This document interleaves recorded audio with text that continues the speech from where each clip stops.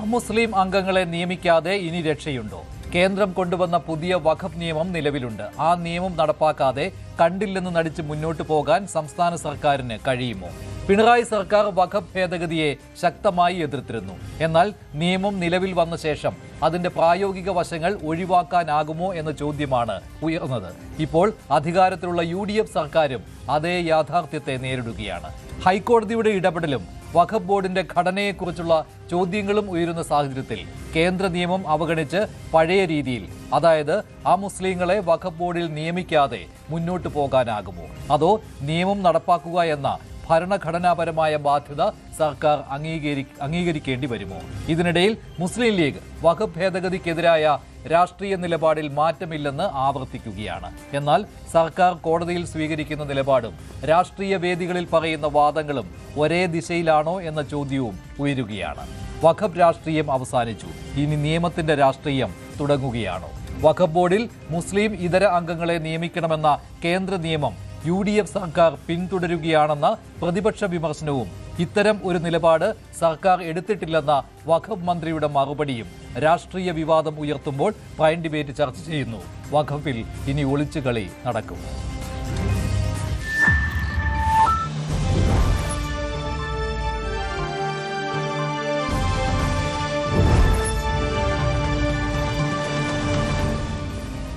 സംസ്ഥാന വഖഫ് ബോർഡിൽ അമുസ്ലിങ്ങളെ നിയമിക്കാത്തതിനെതിരാണ് ഹൈക്കോടതിയുടെ കഴിഞ്ഞ ദിവസത്തെ ഉത്തരവ് വന്നിട്ടുള്ളത്. ഇതിനെതിരെ വഖഫ് ബോർഡ് സുപ്രീം കോടതിയെ സമീപിച്ചിരിക്കുകയാണ്. വഖഫ് ബോർഡിൽ അമുസ്ലിങ്ങളെ നിയമിക്കണം എന്ന കാര്യമാണ് ഹൈക്കോടതി പരിഗണിച്ചിരിക്കുന്നത്. സംസ്ഥാന സർക്കാർ ഹൈക്കോടതിയിൽ സ്വീകരിച്ച നിലപാട് അമുസ്ലിം അംഗങ്ങൾ വഖഫ് ബോർഡിൽ വരുന്നതിൽ എതിർപ്പില്ല എന്നതാണ്. ഈ വിമർശനം ശക്തമാവുകയാണ്. അതേസമയം വഖഫ് മന്ത്രി പറഞ്ഞത് അത്തരമൊരു നിലപാടല്ല എടുത്തിരിക്കുന്നത്, നിയമത്തിന്റെ എല്ലാ വശങ്ങളും സ്വീകരിച്ചുകൊണ്ടുള്ള ഒരു നിലപാടായിരിക്കും എടുക്കുക എന്നുള്ളതാണ്. മുസ്ലിം ലീഗിന്റെ ഇത്തരത്തിലുള്ള നിലപാടിലും അവ്യക്തത നിറഞ്ഞു നിൽക്കുകയല്ലേ? കേന്ദ്രം വഖഫ് ഭേദഗതി നിയമം പാസാക്കിയതോടുകൂടി ഇനി വഖഫ് നിയമം പിന്തുടരാതെ എങ്ങനെയാണ് സംസ്ഥാന സർക്കാരിന് മുന്നോട്ട് പോകാൻ കഴിയുക? വഖഫ് ബോർഡിൽ അമുസ്ലിങ്ങളെ നിയമിക്കേണ്ടി വരില്ലേ? പ്രൈം ഡിബേറ്റ് ചർച്ച ചെയ്യുകയാണ്. ശ്രീ ശ്രീജിത്ത് പണിക്കർ, ഫാദർ ജോഷി മയ്യാറ്റിൽ, ശ്രീ ജവാദ് മുസ്തഫാവി എന്നിവർ ചേരുകയാണ്. ഫാദർ ജോഷി മയ്യാറ്റിൽ, ഇപ്പോൾ ഈ വിവാദം പുതിയതല്ല, പക്ഷേ ഹൈക്കോടതി സംസ്ഥാന വഖഫ് ബോർഡ് പുനഃസംഘടിപ്പിച്ചതിനെതിരായ ഒരു ഉത്തരവ് നൽകിയതോടുകൂടിയാണ് വിവാദം ഇപ്പോൾ പുതിയ തലത്തിലേക്ക് നീങ്ങിയിരിക്കുന്നത്. അവിടെ സംസ്ഥാന സർക്കാർ ഹൈക്കോടതിയിൽ സ്വീകരിച്ച നിലപാട് അമുസ്ലിങ്ങളെ വഖഫ് ബോർഡിൽ നിയമിക്കുന്നതിൽ എതിർപ്പില്ല, ഈ രീതിയിൽ അങ്ങനെ ഒരു വ്യാഖ്യാനമാണ് വന്നിരിക്കുന്നത്. പക്ഷേ അത് സംസ്ഥാന സർക്കാരിൻ്റെ പ്രതിനിധികൾ അംഗീകരിക്കുന്നില്ല, വഖഫ് മന്ത്രിയും അംഗീകരിക്കുന്നില്ല. അങ്ങനെ ഒരു നിലപാട് എടുത്തിട്ടില്ല, അങ്ങനെ ഒരു നിലപാട് സംസ്ഥാന സർക്കാരിനില്ല എന്നതാണല്ലോ. പക്ഷേ യാഥാർത്ഥ്യം ഇവർ മറച്ചു വെക്കുകയല്ലേ? വഖഫ് ബോർഡിൽ മുസ്ലിം ഇതര വിഭാഗങ്ങളിലുള്ള 2 പേരെയെങ്കിലും നിയമിക്കാതെ പുനഃസംഘടിപ്പിക്കാൻ കഴിയില്ല എന്നത് തന്നെയല്ലേ ഇപ്പോൾ ഹൈക്കോടതിയുടെ ഉത്തരവ് കൂടി വന്ന സാഹചര്യത്തിൽ? വഖഫ് ഭേദഗതി നിയമം അങ്ങനെയാണല്ലോ. മഞ്ജുഷ, ഇത് ഈ ജനത്തെ കണ്ണില് പൊടിയിടാനായിട്ടുള്ള ശ്രമമാണ് ഇപ്പൊ നടന്നുകൊണ്ടിരിക്കുന്നത്. അതായത് ഈ ഇവിടെ മാർച്ച് മാസത്തില് ഈ വഖഫ് ബോർഡിനെ റീകോൺസ്റ്റിറ്റ്യൂട്ട് ചെയ്തത്, പിണറായി സർക്കാർ റീകോൺസ്റ്റിറ്റ്യൂട്ട് ചെയ്ത ആ ഓർഡർ, ഗസറ്റ് ഓർഡർ ഉണ്ടല്ലോ, അതൊന്ന് വായിച്ചു നോക്കൂ. അവിടെ എന്താ പറഞ്ഞിരിക്കുന്നത്? അവിടെ പറഞ്ഞിരിക്കുന്നത് ഉമീദ് ആ വഖഫ് നിയമം അനുസരിച്ച് കോൺസ്റ്റിറ്റ്യൂട്ട് ചെയ്യുന്നു എന്നാണ്. അതിന്റെ അർത്ഥം വഖഫ് നിയമത്തിലെ സെക്ഷൻ 14 എല്ലാ കാര്യങ്ങളും അനുസരിച്ച് ഇത് കോൺസ്റ്റിറ്റ്യൂട്ട് ചെയ്തിരിക്കുന്നു എന്നാണ് പിണറായി സർക്കാർ തന്നെ പറഞ്ഞിരിക്കുന്നത്. അപ്പൊ പിന്നെ ഈ ഉമീദ് ആ ആക്ടിലെ അല്ലെങ്കിൽ ആ ഭേദഗതി നിയമവും അതിൽ പെട്ട കാര്യങ്ങളും എല്ലാം അല്ലാതെ പിന്നെ ഏതാ നിയമം വേറെ ഉള്ളത്? നിയമം ഒന്നല്ലേ ഉള്ളൂ, അത് ആ സെക്ഷൻ 14 ആണ്. ആ സെക്ഷൻ 14 കാര്യങ്ങൾ ഇപ്പോൾ ചർച്ച മുഴുവൻ, ഇപ്പൊ മഞ്ജുഷ പോലും പറഞ്ഞത് അല്പം തെറ്റിദ്ധരിപ്പിക്കുന്നതാണ്. ചർച്ച മുഴുവൻ ഈ നോൺ മുസ്ലിംസ് എന്നുള്ള വിഷയത്തിലേക്ക് വന്നിരിക്കുന്നു. സത്യത്തിൽ ടോൺ ജോർജ് കൊടുത്ത ആ ഒരു കേസ്, അത് സത്യത്തിൽ കഴമ്പില്ലാത്തൊരു കേസായിരുന്നു. അതല്ല ഇവിടുത്തെ വിഷയം. 4 ഹർജിക്കാർ ഇവിടെ കേസ് കൊടുത്തിട്ടുണ്ട്. ആ 4 ഹർജിക്കാരില് 3 പേരുടെയും വാദങ്ങള് അതിശക്തമായ വാദങ്ങളാണ്. ഇല്ലീഗലായിട്ടാണ് വഖഫ് ബോർഡിനെ കോൺസ്റ്റിറ്റ്യൂട്ട് ചെയ്തിരിക്കുന്നത് എന്ന് വളരെ വ്യക്തമായ തെളിവ് സഹിതമാണ് കോടതിയിൽ പറഞ്ഞിരിക്കുന്നത്. അപ്പോ കോടതിക്ക് ബോധ്യപ്പെട്ട കാര്യമാണത്. അതിൽ ഇപ്പറയുന്ന നോൺ മുസ്ലിംസ് എന്ന് പറയുന്ന വിഷയം, അത് ഷോൺ ജോർജ് അതുകൊണ്ട് തന്നെയാണ് നോക്കണം. ഇപ്പൊ സുപ്രീം കോടതിയിലേക്ക് പോയിരിക്കുന്നത് ഫൈസി ആവട്ടെ, അതുപോലെ തന്നെ വഖഫ് ബോർഡിന്റെ ഹംസയാകട്ടെ, ആരും ആവട്ടെ, ഇവര് പോയിരിക്കുന്നത് ഷോൺ ജോർജിന്റെ കേസും പൊക്കി പിടിച്ചിട്ടാണ്. അല്ല ഫാദർ ജോഷി മയ്യാറ്റിൽ, ഇതിൽ താങ്കൾ തുടക്കത്തിൽ പറഞ്ഞ കാര്യമാണ് ഇവിടെ ഈ തെറ്റിദ്ധാരണ പരത്തുന്ന കാര്യങ്ങൾ പ്രചരിപ്പിക്കുന്നു എന്നുള്ളതാണ്. യഥാർത്ഥത്തിൽ ഈ വഖഫ് ബോർഡ് പുനഃസംഘടിപ്പിക്കുമ്പോഴും ഈ കേന്ദ്ര നിയമം പാലിച്ചേ പറ്റുകയുള്ളൂ. അപ്പോൾ കേന്ദ്ര നിയമം പാലിക്കുക എന്ന് പറയുമ്പോൾ അതിലെ ഇപ്പോൾ എന്താണോ പുതിയതായിട്ട് ഭേദഗതിയിൽ വന്നിരിക്കുന്നത്, അതിപ്പോൾ അമുസ്ലിങ്ങളെ നിയമിക്കണം എന്നുള്ളതുണ്ട്. പിന്നെ മറ്റ് വിഭാഗങ്ങൾ, ഇപ്പോൾ ഷിയ വിഭാഗത്തെ ഉൾപ്പെടുത്തണം എന്നുള്ളത്, ബോറ മുസ്ലിങ്ങളെ ഉൾപ്പെടുത്തണം എന്നുള്ള കാര്യം, ഇതൊക്കെ ഉണ്ടല്ലോ. അപ്പോൾ ഇതെല്ലാം പാലിച്ചുകൊണ്ടേ മുന്നോട്ട് പോകാൻ കഴിയുകയുള്ളൂ. പക്ഷേ പ്രതിപക്ഷ നേതാവ് പിണറായി വിജയൻ പറഞ്ഞത്, ഞങ്ങൾ അമുസ്ലിങ്ങളെ ഉൾപ്പെടുത്തിയിട്ടില്ല, പക്ഷേ UDF സർക്കാർ അത്തരമൊരു നിലപാടെടുക്കുന്നു എന്നുള്ളതാണ്. ഇതും തെറ്റിദ്ധാരണാജനകമായ ഒരു പ്രസ്താവനയായി പോയില്ലേ? തീർച്ചയായും ശ്രീ പിണറായി വിജയൻ പൊതുജനത്തെ തെറ്റിദ്ധരിപ്പിക്കുകയായിരുന്നു. കാരണം അദ്ദേഹത്തിന്റെ കാലത്ത് തന്നെ ഇറങ്ങിയിരിക്കുന്ന ഗസറ്റ് ഓർഡർ വായിച്ചു നോക്കൂ. അതിൽ കൃത്യമായി പറഞ്ഞിരിക്കുന്നത് ഈ പറയുന്ന സെക്ഷൻ 14 അനുസരിച്ച് ഞങ്ങൾ കോൺസ്റ്റിറ്റ്യൂട്ട് ചെയ്യുന്നു എന്നാണ്. എന്നിട്ട് അത് അനുസരിക്കാതെയാണ് നിയമനങ്ങൾ നടത്തിയത്. പല പ്രശ്നങ്ങൾ, 5 വിഷയങ്ങൾ അതിനകത്തുണ്ട്. അതിൽ ഒരെണ്ണം മാത്രമാണ് ഈ നോൺ മുസ്ലിംസിന്റെ വിഷയമുള്ളത്. ജോയിന്റ് സെക്രട്ടറി, വഖഫ് കാര്യങ്ങൾ കൈകാര്യം ചെയ്യാനുള്ള ജോയിന്റ് സെക്രട്ടറി റവന്യൂ വകുപ്പിന്റെ ആളാണ്. അതിനു പകരം കൊണ്ടുപോയി വെച്ചിരിക്കുന്ന ആരെയാ? നിയമവകുപ്പിലെ ജോയിന്റ് സെക്രട്ടറിയാണ് കൊണ്ടുപോയി വെച്ചിരിക്കുന്നത്. പിന്നെ 9 പേരെ വെച്ചു. 9 പേരും സുന്നി വിഭാഗത്തിൽപ്പെട്ടത്. അതും ഈ നിയമത്തിന്റെ സ്പിരിറ്റിന് വിരുദ്ധമാണ്. അവിടെയാണ് മറ്റൊരു ഹർജിക്കാര് പറഞ്ഞിരിക്കുന്നത്, ഷിയ കമ്മ്യൂണിറ്റിയിൽ നിന്ന്, ബോറയിൽ നിന്ന് ആരും വന്നിട്ടില്ല. അതാണ് ഒരു കേസ് വന്നിരിക്കുന്നത്. അപ്പൊ ഇതെല്ലാം ഒഴിവാക്കിക്കൊണ്ട്, ഇതിനെല്ലാം മറച്ചു പിടിച്ചുകൊണ്ട് ഷോൺ ജോർജിന്റെ വിഷയമായിട്ട് മുന്നോട്ട്. കാരണം ഷോൺ ജോർജിന്റെ വാദം അത് കാര്യമായ ബലമില്ലാത്ത വാദമായിരുന്നു. കാരണം വളരെ വ്യക്തമായും അങ്ങനെ ഉള്ള സമാനമായ ഒരു കേസ് മദ്രാസ് ഹൈക്കോടതിയിൽ വരികയും അവിടെ വഖഫ് ബോർഡിനെ സ്റ്റേ ചെയ്യുകയും ഒക്കെ ചെയ്തു. അതിനെതിരെ കോടതിയിൽ പോയി. അത് കോടതിയിൽ ഫെബ്രുവരി 19-ാം തീയതി സുപ്രീം കോടതിയിൽ നിന്ന് ഓർഡർ വരികയും ചെയ്തു. അതായത് 2 പേരെ നിയമിച്ചില്ല എന്നുള്ളതിന്റെ പേരിൽ ഈ വഖഫ് ബോർഡിനെ മൊത്തത്തിൽ പിരിച്ചുവിടണമെന്ന് പറയുന്നതിൽ ന്യായമില്ല, ആ സ്റ്റേ ശരിയായതല്ല എന്ന് പറഞ്ഞിട്ട് അതിനെതിരെ വന്നു. അപ്പോൾ അതുകൊണ്ട് ഇവരാഗ്രഹിക്കുന്നത് ആ ലൈനിലേക്ക് കേസ് കൊണ്ടുപോയാൽ, ഈ പറയുന്ന ഷോൺ ജോർജ് കൊടുത്ത കേസ് കൊണ്ടുപോയാൽ മദ്രാസ് ഹൈക്കോടതിക്കെതിരെ സുപ്രീം കോടതി കൊണ്ടുവന്ന ആ ഒരു വിധി, ആ വിധി അനുസരിച്ച് കാര്യങ്ങൾ പൊയ്ക്കോളും എന്ന ഒരു തോന്നലാണ്. പക്ഷെ കവയേറ്റ് കൊടുത്തിട്ടുണ്ട് മറ്റു ഹർജിക്കാര് എന്ന് മാത്രമല്ല, മഞ്ജുഷ്, ഇവര് 2 പേരും കൊടുത്തിരിക്കുന്നത്, വഖഫ് ബോർഡ് കൊടുത്തിരിക്കുന്നതും ശ്രീ ഫൈസി മുക്കം കൊടുത്തിരിക്കുന്നതും ആ കേസ് ഒന്ന് വായിച്ചു നോക്കിയേ. അതിൽ 2 പേരും കൃത്യമായി പറഞ്ഞിരിക്കുകയാണ്, ഞങ്ങൾക്ക് വഖഫ് നിയമം അനുസരിച്ച് സെക്ഷൻ 14 അനുസരിച്ച് ഈ വഖഫ് ബോർഡിനെ കോൺസ്റ്റിറ്റ്യൂട്ട് ചെയ്യുന്ന കാര്യത്തിൽ ഞങ്ങൾക്ക് ഒരു തർക്കവും. അതാണ് ഏറ്റവും പ്രധാനപ്പെട്ട കാര്യം. ഇപ്പോൾ ഉമർ ഫൈസി മുക്കം കൊടുത്തിരിക്കുന്നത്, അതല്ലേ അദ്ദേഹം, താങ്കൾ പറഞ്ഞതല്ലേ, അദ്ദേഹത്തിന്റെ കാര്യമാണല്ലോ പറഞ്ഞത്. അദ്ദേഹവും പറഞ്ഞിരിക്കുന്നത് ഈ പറയുന്ന പോലെ കേന്ദ്ര നിയമം അനുസരിക്കുന്നതിൽ ഞങ്ങൾക്ക് എതിർപ്പില്ല എന്നാണ്. പക്ഷേ ഇവരെല്ലാം വെളിയിൽ വന്ന് പറയുന്നത്, ഇന്ന് സമസ്തയുടെ മുഖപത്രം തന്നെ UDF സർക്കാരിനെ കുറ്റപ്പെടുത്തിക്കൊണ്ട് വന്നിരുന്നു, അമുസ്ലിങ്ങളെ നിയമിക്കുന്നു എന്നൊക്കെ പറഞ്ഞുകൊണ്ട്. പക്ഷേ യഥാർത്ഥത്തിൽ സമസ്തയുടെ നിലപാടും EK സമസ്തയുടെ നിലപാടും അത് തന്നെയാണ് എന്നതാണല്ലോ വ്യക്തമാകുന്നത്. ഇപ്പോൾ ശ്രീ ജവാദ് മുസ്തഫാബി, സുന്നി ആക്ടിവിസ്റ്റ്, അദ്ദേഹം കൂടി ചേരുകയാണ്. ശ്രീ ജവാദ് മുസ്തഫാബി, യഥാർത്ഥത്തിൽ എന്താണ് വേണ്ടത്? ഇപ്പോൾ എന്തായാലും കേന്ദ്ര നിയമം വന്നു കഴിഞ്ഞു, പിന്നെ ചാലഞ്ച് ചെയ്തുകൊണ്ട് സുപ്രീം കോടതിയിൽ ഹർജികളുണ്ട്. പക്ഷേ പല സംസ്ഥാനങ്ങളും അതനുസരിച്ച് പുനഃസംഘടനയും നടത്തി കഴിഞ്ഞു അതാത് സംസ്ഥാനങ്ങളുടെ വഖഫ് ബോർഡുകളിൽ.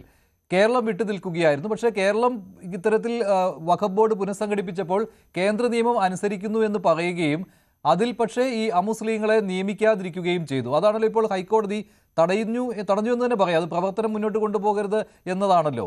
സുപ്രീം കോടതിയിലേക്ക് ഹർജി പോയിരിക്കുകയാണ്. ഇപ്പോൾ വഖഫ് ബോർഡ് നേരിട്ട് ഹർജി കൊടുത്തിട്ടുമുണ്ട്. അത് മറ്റുള്ളവർ കൂടി അതിൽ കക്ഷി ചേരാൻ വരുന്നു. യഥാർത്ഥത്തിൽ എന്താണ് ഈ സംഭവിക്കുന്നത്? ഇക്കാര്യത്തിൽ നിങ്ങളുടെ ആവശ്യം എന്താണ്? എങ്ങനെ വേണം സംസ്ഥാന സർക്കാർ ഇക്കാര്യത്തിൽ ഇടപെടാൻ എന്നാണ് ഞാൻ ആമുഖമായി പറയുന്നത്.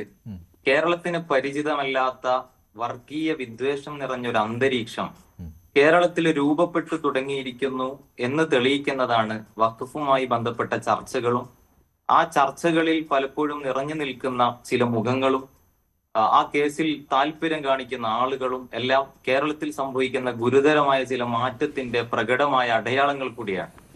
വഖഫ് ഭേദഗതി ബില്ലുമായി ബന്ധപ്പെട്ട ചർച്ചയിലേക്ക് വരുമ്പോൾ ആദ്യമായി ഉമീദ് ആക്ടിലെ ഈ സെക്ഷൻ 14 എന്ന റൂള്, ഈ ഒരു ഭേദഗതി എന്താണ് വഖഫ്, ഇതിനെങ്ങനെയാണ് ഇവിടെയുള്ള മുസ്ലിം സംഘടനകൾ, വിവിധ രാഷ്ട്രീയ പ്രസ്ഥാനങ്ങൾ, അതല്ലാത്ത പൊതുപ്രവർത്തകർ, ഇങ്ങനെ പലരും സുപ്രീം കോടതിയിൽ ആ ഭേദഗതിക്കെതിരായ ഹർജി ഫയൽ ചെയ്തിട്ടുണ്ട്. മുസ്ലിങ്ങളുടെ വിശ്വാസപരമായി അവർ സമർപ്പിക്കുന്ന ഒരു സ്വത്ത് അത് കൈകാര്യം ചെയ്യുന്നിടത്ത് രണ്ട് നോൺ മുസ്ലിംസ് വേണം എന്ന ഒരു നിർബന്ധ നിയമം കൊണ്ടുവരുന്നത് മതവിശ്വാസികളുടെ ഭരണഘടനാപരമായ അധികാരത്തെ റദ്ദ് ചെയ്യുന്നതാണ്. ഏത് മതവിശ്വാസികൾക്കും അവരുടെ മതപരവും ജീവകാരുണ്യപരവുമായ സ്വത്ത് കൈകാര്യം ചെയ്യുന്നതിന്, അവർക്ക് സ്വയം കൈകാര്യം ചെയ്യുന്നതിനുള്ള അവകാശം ഭരണഘടനയുടെ 26-ാം അനുച്ഛേദം നൽകുന്നുണ്ട്.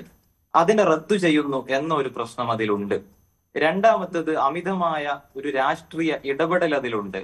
മൂന്നാമത്തത് ഈ ഇതുമായി ബന്ധമില്ലാത്ത വിശ്വാസപരമായി സമർപ്പിക്കുന്ന ഒരു സ്വത്ത് കൈകാര്യം ചെയ്യേണ്ടതിനെ കുറിച്ച്, അതിന്റെ നിയമങ്ങളെ കുറിച്ച് ധാരണയില്ലാത്ത ആളുകളെ നിർബന്ധപൂർവം അതിലേക്ക് കൊണ്ടുവരിക എന്നൊരു വൈരുദ്ധ്യമുണ്ട്. നാലാമത്തത് വളരെ അപകടകരമായ ഒന്ന് മുസ്ലിം സമൂഹത്തോട് കാണിക്കുന്ന ഒരു വിവേചനമാണ്. ഇവിടെ വിവിധ ദേവസ്വം ബോർഡുകളുണ്ട്, അല്ലെങ്കിൽ സിഖ് ഗുരുദ്വാര പ്രബന്ധ കമ്മിറ്റി ഉണ്ട്. ഇത്തരത്തിലുള്ള ഇതര മതങ്ങളുടെ അത്തരം ബോർഡുകൾക്ക് ബാധകമല്ലാത്തൊരു നിയമം മുസ്ലിങ്ങളുടെ സ്വത്ത് കൈകാര്യം ചെയ്യുന്ന ബോർഡിന് മാത്രം ബാധകമാക്കുന്നതിലൂടെ മുസ്ലിം സമുദായത്തോട് കാണിക്കുന്ന വലിയൊരു വിവേചനമുണ്ട്.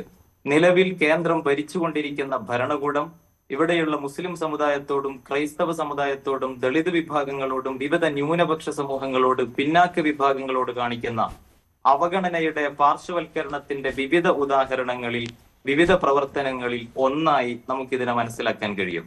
ഇനി കേരളത്തിൽ സമീപകാലത്ത് സംഭവിച്ചുകൊണ്ടിരിക്കുന്ന, കഴിഞ്ഞ ദിവസങ്ങളിൽ നമ്മൾ ചർച്ച ചെയ്തുകൊണ്ടിരിക്കുന്ന ഒരു കേസ്, 4 പേരാണ് വഖഫ് ബോർഡിനെതിരായിട്ട് ഈ ഹർജി സമർപ്പിച്ചിട്ടുള്ളത്.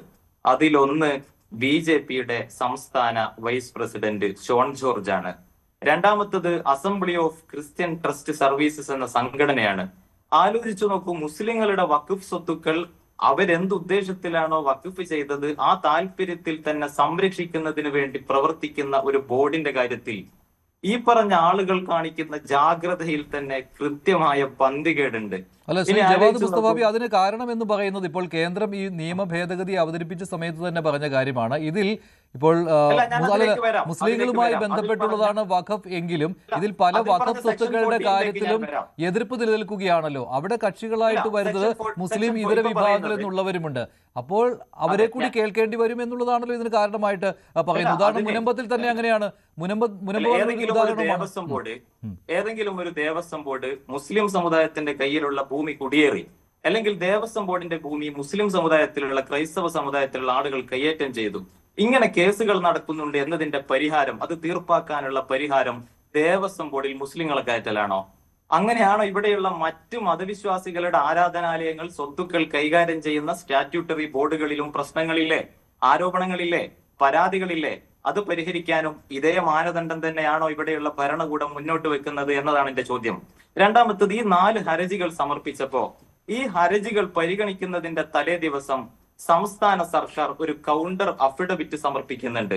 റവന്യൂ വകുപ്പിന്റെ അണ്ടർ സെക്രട്ടറിയായ ബി പുഷ്പവല്ലിയാണ് സമർപ്പിക്കുന്നത്. ആ മറുപടി സത്യവാങ്മൂലത്തിന്റെ 4ാമത്തെ പാരഗ്രാഫിൽ അവർ കൃത്യമായി പറയുന്നത് നിലവിലെ ബോർഡിന്റെ ഘടനയിൽ അപാകതകൾ ഉണ്ട്. ഉമീദ് ആക്ടിലെ സെക്ഷൻ 14 പ്രകാരം നമ്മളൊരു സ്ട്രിക്റ്റ് കംപ്ലൈന്റ്സ് എടുത്ത് ആ 14 പ്രകാരം നമ്മളത് പുനഃസംഘടിപ്പിക്കും എന്നാണ് ഈ ഹർജിക്കാരുടെ ആവശ്യങ്ങളെ പരിഗണിച്ചുകൊണ്ടുള്ള മറുപടിയാണ് റവന്യൂ വകുപ്പിന്റെ അണ്ടർ സെക്രട്ടറി ബി പുഷ്പവല്ലി മറുപടി സത്യവാങ്മൂലത്തിൽ വിധിന്യായത്തിന്റെ തലേ ദിവസം കോടതിയെ അറിയിക്കുന്നത്. ഇനി ജൂലൈ 15-ാം തീയതി സത്യവാങ്മൂലം നൽകുന്നത് 14-നാണ്. 15-ാം തീയതി കേസ് പരിഗണിക്കുമ്പോൾ ബഹുമാനപ്പെട്ട ഹൈക്കോടതി ചോദിക്കുന്നുണ്ട്, ഈ പുതിയ സർക്കാർ അധികാരത്തിൽ വന്ന ഉടനെ നിയമിക്കപ്പെട്ട, അതിനെ തുടർന്ന് പല വിവാദങ്ങളും ഉണ്ടായതായി നമുക്കറിയാം, അഡ്വക്കേറ്റ് ജാജി ബാബു. ഈ ജാജി ബാബു എന്ന സർക്കാരിന്റെ AGയോട് ഹൈക്കോടതി ചോദിക്കുന്നുണ്ട്, നിങ്ങൾ ഇതിന് അനുകൂലിക്കുന്നുണ്ടോ, ഈ ഹർജികൾ അനുകൂലിക്കുന്നുണ്ടോ? അദ്ദേഹം പറയുന്നു ഒരു പരിധിവരെ. കോടതി വീണ്ടും ചോദിക്കുന്നു ഏത് പരിധിവരെ? അദ്ദേഹം പറയുന്നു 11 അംഗങ്ങൾ വേണ്ട ബോർഡിൽ 9 അംഗങ്ങൾ മാത്രമേ നിലവിലുള്ളൂ. അതിനെ അഥവാ ഈ ആക്ടിൽ പറയുന്നത് പ്രകാരം 2 അമുസ്ലിം പ്രതിനിധികളെ കൂടി ഉൾക്കൊള്ളിച്ചുകൊണ്ട് അതിനെ പുനഃസംഘടിപ്പിക്കണമെന്ന് സംസ്ഥാന സർക്കാരിന്റെ ഏജ് കൂടി കോടതിയെ അറിയിക്കുകയാണ്. പക്ഷെ അങ്ങനെ ഉണ്ടായിട്ടുണ്ടോ ശ്രീ ജവാദ് മുസ്തഫാബി? ഞാൻ അന്വേഷിച്ചപ്പോൾ ഇപ്പോൾ അവർ പറയുന്ന ന്യായീകരണം എന്ന് പറയുന്നത് ഇതിൽ അമുസ്ലിങ്ങൾ എന്നുള്ളത് മാത്രമല്ല, ഷിയ, ബോറ തുടങ്ങിയ ഇതര വിഭാഗങ്ങളെ കൂടി ഉൾപ്പെടുത്തണം എന്നുള്ളത് കൂടി ഉണ്ടല്ലോ. അതാണ് ഉദ്ദേശിച്ചത് എന്നുള്ളതാണ്. പിന്നെ നിലവിലെ അതിൽ അമുസ്ലിം എന്നുള്ള ഒരു വാക്ക് ഉപയോഗിച്ചിട്ടില്ല എന്നാണ് കേട്ടോ ഇവർ പറയുന്നത്. ആ വാക്ക് ഉപയോഗിച്ചിട്ടില്ല. അദ്ദേഹം ഉപയോഗിച്ചത് 11-ൽ 9 അംഗങ്ങൾ. ആ 9 അംഗങ്ങളില്ല. 11-ൽ 9 അംഗങ്ങൾ മാത്രമേ നിലവിലുള്ളൂ എന്ന് പറയുമ്പോ 11-ൽ നിന്ന് 9 കഴിച്ചാൽ ബാക്കി 2ആണ്. പിന്നെ ഇവിടെ പരിഗണിക്കുന്ന ഹർജി ഏതാണ്? ഇവിടെ പരിഗണിക്കുന്ന ഹർജി ഈ സെക്ഷൻ 14 പ്രകാരം 2 പേരെ നിയമിച്ചില്ല എന്നതാണല്ലോ ഇതിൽ ഭൂരിപക്ഷം പേരുടെയും ഹർജി. അതിനോട് യോജിച്ചുകൊണ്ട് അത് എടുത്തു പറഞ്ഞുകൊണ്ട് തന്നെ ഈ സെക്ഷൻ 14 പ്രകാരം പുനഃസംഘടിപ്പിക്കാം എന്ന് പറഞ്ഞുകൊണ്ടാണ് counter affidavit B Pushpavalli revenue വകുപ്പിന്റെ അണ്ടർ സെക്രട്ടറി സംസ്ഥാന സർക്കാരിന് വേണ്ടി കോടതിയിൽ നൽകുന്നത്. അതിനെ വാസ്തവമാക്കിക്കൊണ്ട് തന്നെയാണ് AG കോടതിയിൽ സംസാരിക്കുന്നത്. അദ്ദേഹം അവിടെ ഷിയാക്കളുടെ കാര്യമോ മുസ്ലിം ലീഗിന്റെ സംസ്ഥാന സെക്രട്ടറി പറഞ്ഞതുപോലെ ഷിയാക്കളുടെ കാര്യമോ ഒന്നുമല്ല സംസാരിക്കുന്നത്. ഈ 11-ൽ നിന്ന് 9 കഴിച്ച് ബാക്കി 2 പേരുടെ കാര്യത്തെ കുറിച്ച് തന്നെയാണ് AG കോടതിയിൽ സംസാരിക്കുന്നത്. നിങ്ങൾ ആലോചിച്ചു നോക്കൂ. ഇതിനെതിരെ ഇതേ സമാനമായ സംഭവം തമിഴ്നാട്ടിൽ നടന്നിട്ടുണ്ട്. ഇപ്പൊ കഴിഞ്ഞ സർക്കാർ ഈ വിഷയത്തിൽ ഇവിടെ എന്തെല്ലാം പുകിലുകളായിരുന്നു ഉണ്ടായിരുന്നത്. ഇവിടെ കഴിഞ്ഞ പിണറായി വിജയൻ മുഖ്യമന്ത്രിയായ കാലത്ത് PSC വഖഫ് ബോർഡിലെ ജീവനക്കാരുടെ നിയമനം PSCക്ക് വിടാൻ വേണ്ടി ആലോചന നടന്നു. ആ സമയത്ത് കേരളത്തിൽ അങ്ങോളം ഇങ്ങോളം എന്തെല്ലാം കോലാഹലങ്ങളാണ്. മുസ്ലിമുകൾക്ക് വിശുദ്ധമായ ഒരു ദിവസത്തിലാണ് കോഴിക്കോട് കടപ്പുറത്ത് വഖഫ് സമ്മേളനം നടക്കുന്നത്. എന്താണ് ആ സമ്മേളനത്തിൽ വെച്ച് മുസ്ലിം ലീഗിന്റെ നേതാക്കൾ പ്രസംഗിക്കുന്നത്? വഖഫ് ബോർഡിലെ ജീവനക്കാരുടെ നിയമനം PSCക്ക് വിട്ടാൽ അമുസ്ലിമീങ്ങൾ ജീവനക്കാരായി വഖഫ് ബോർഡിൽ വരും. അത് വഖഫ് ബോർഡിന്റെ അന്തസത്തക്ക് നിരക്കുന്നതല്ല. സോവിയറ്റ് കാലങ്ങളിൽ വിവിധ സ്ഥാൻ കൺട്രികളിലൊക്കെ സംഭവിച്ചതുപോലെ കേരളത്തിലെ മാർക്സിസ്റ്റ് ഭരണകൂടം മുസ്ലിങ്ങളുടെ സ്വത്തുക്കൾ അപഹരിക്കാൻ പോവുകയാണ് എന്ന് വ്യാപകമായ പ്രചാരണം നടത്തിയില്ലേ? കേരളത്തിൽ ഒരു മുൻ മന്ത്രിക്കെതിരെ ഇസ്ലാമിൽ നിന്ന് പുറത്തു പോകുന്ന എന്ന അർത്ഥത്തിലുള്ള ഗുരുതരമായ ആരോപണം പോലും മുസ്ലിം ലീഗിന്റെ പ്രധാനപ്പെട്ട ഒരു നേതാവ് ഉന്നയിച്ചത് പ്രസ്തുത സമ്മേളനത്തിൽ വെച്ചായിരുന്നു. മുസ്ലിം ലീഗിന്റെ തീപ്പൊരി പ്രഭാഷകയും ആഘോഷിക്കപ്പെടുന്ന വനിതാ MLA-യുമായ ഫാത്തിമ തഹ്ലിയ എന്ന് പ്രസംഗിച്ചത് ഇത് പിണറായി വിജയന്റെ വഖഫല്ല, അള്ളാഹുവിന്റെ വഖഫാണ് എന്നായിരുന്നു. എന്തിനു വേണ്ടി? ജീവനക്കാരിൽ PSCക്ക് വിട്ടാൽ അമുസ്ലിമീങ്ങൾ വരുമോ എന്ന ഭയത്തിന്റെ പേരിൽ.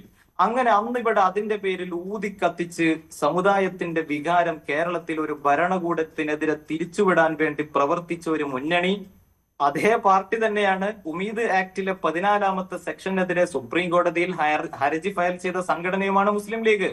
ആ മുസ്ലിം ലീഗ് ഉൾക്കൊള്ളുന്ന ഭരണകക്ഷിയാണ് ഇന്ന് ഉമീദ് ആക്ടിലെ 14-ാമത്തെ സെക്ഷൻ പ്രകാരം പുനഃസംഘടിപ്പിക്കണമെന്നും ആ 2 പ്രതിനിധികൾ ഇല്ലാത്തത് ഗുരുതരമായ വീഴ്ചയാണ് എന്ന് അഫിഡവിറ്റിലൂടെയും മറുപടിയിലൂടെയും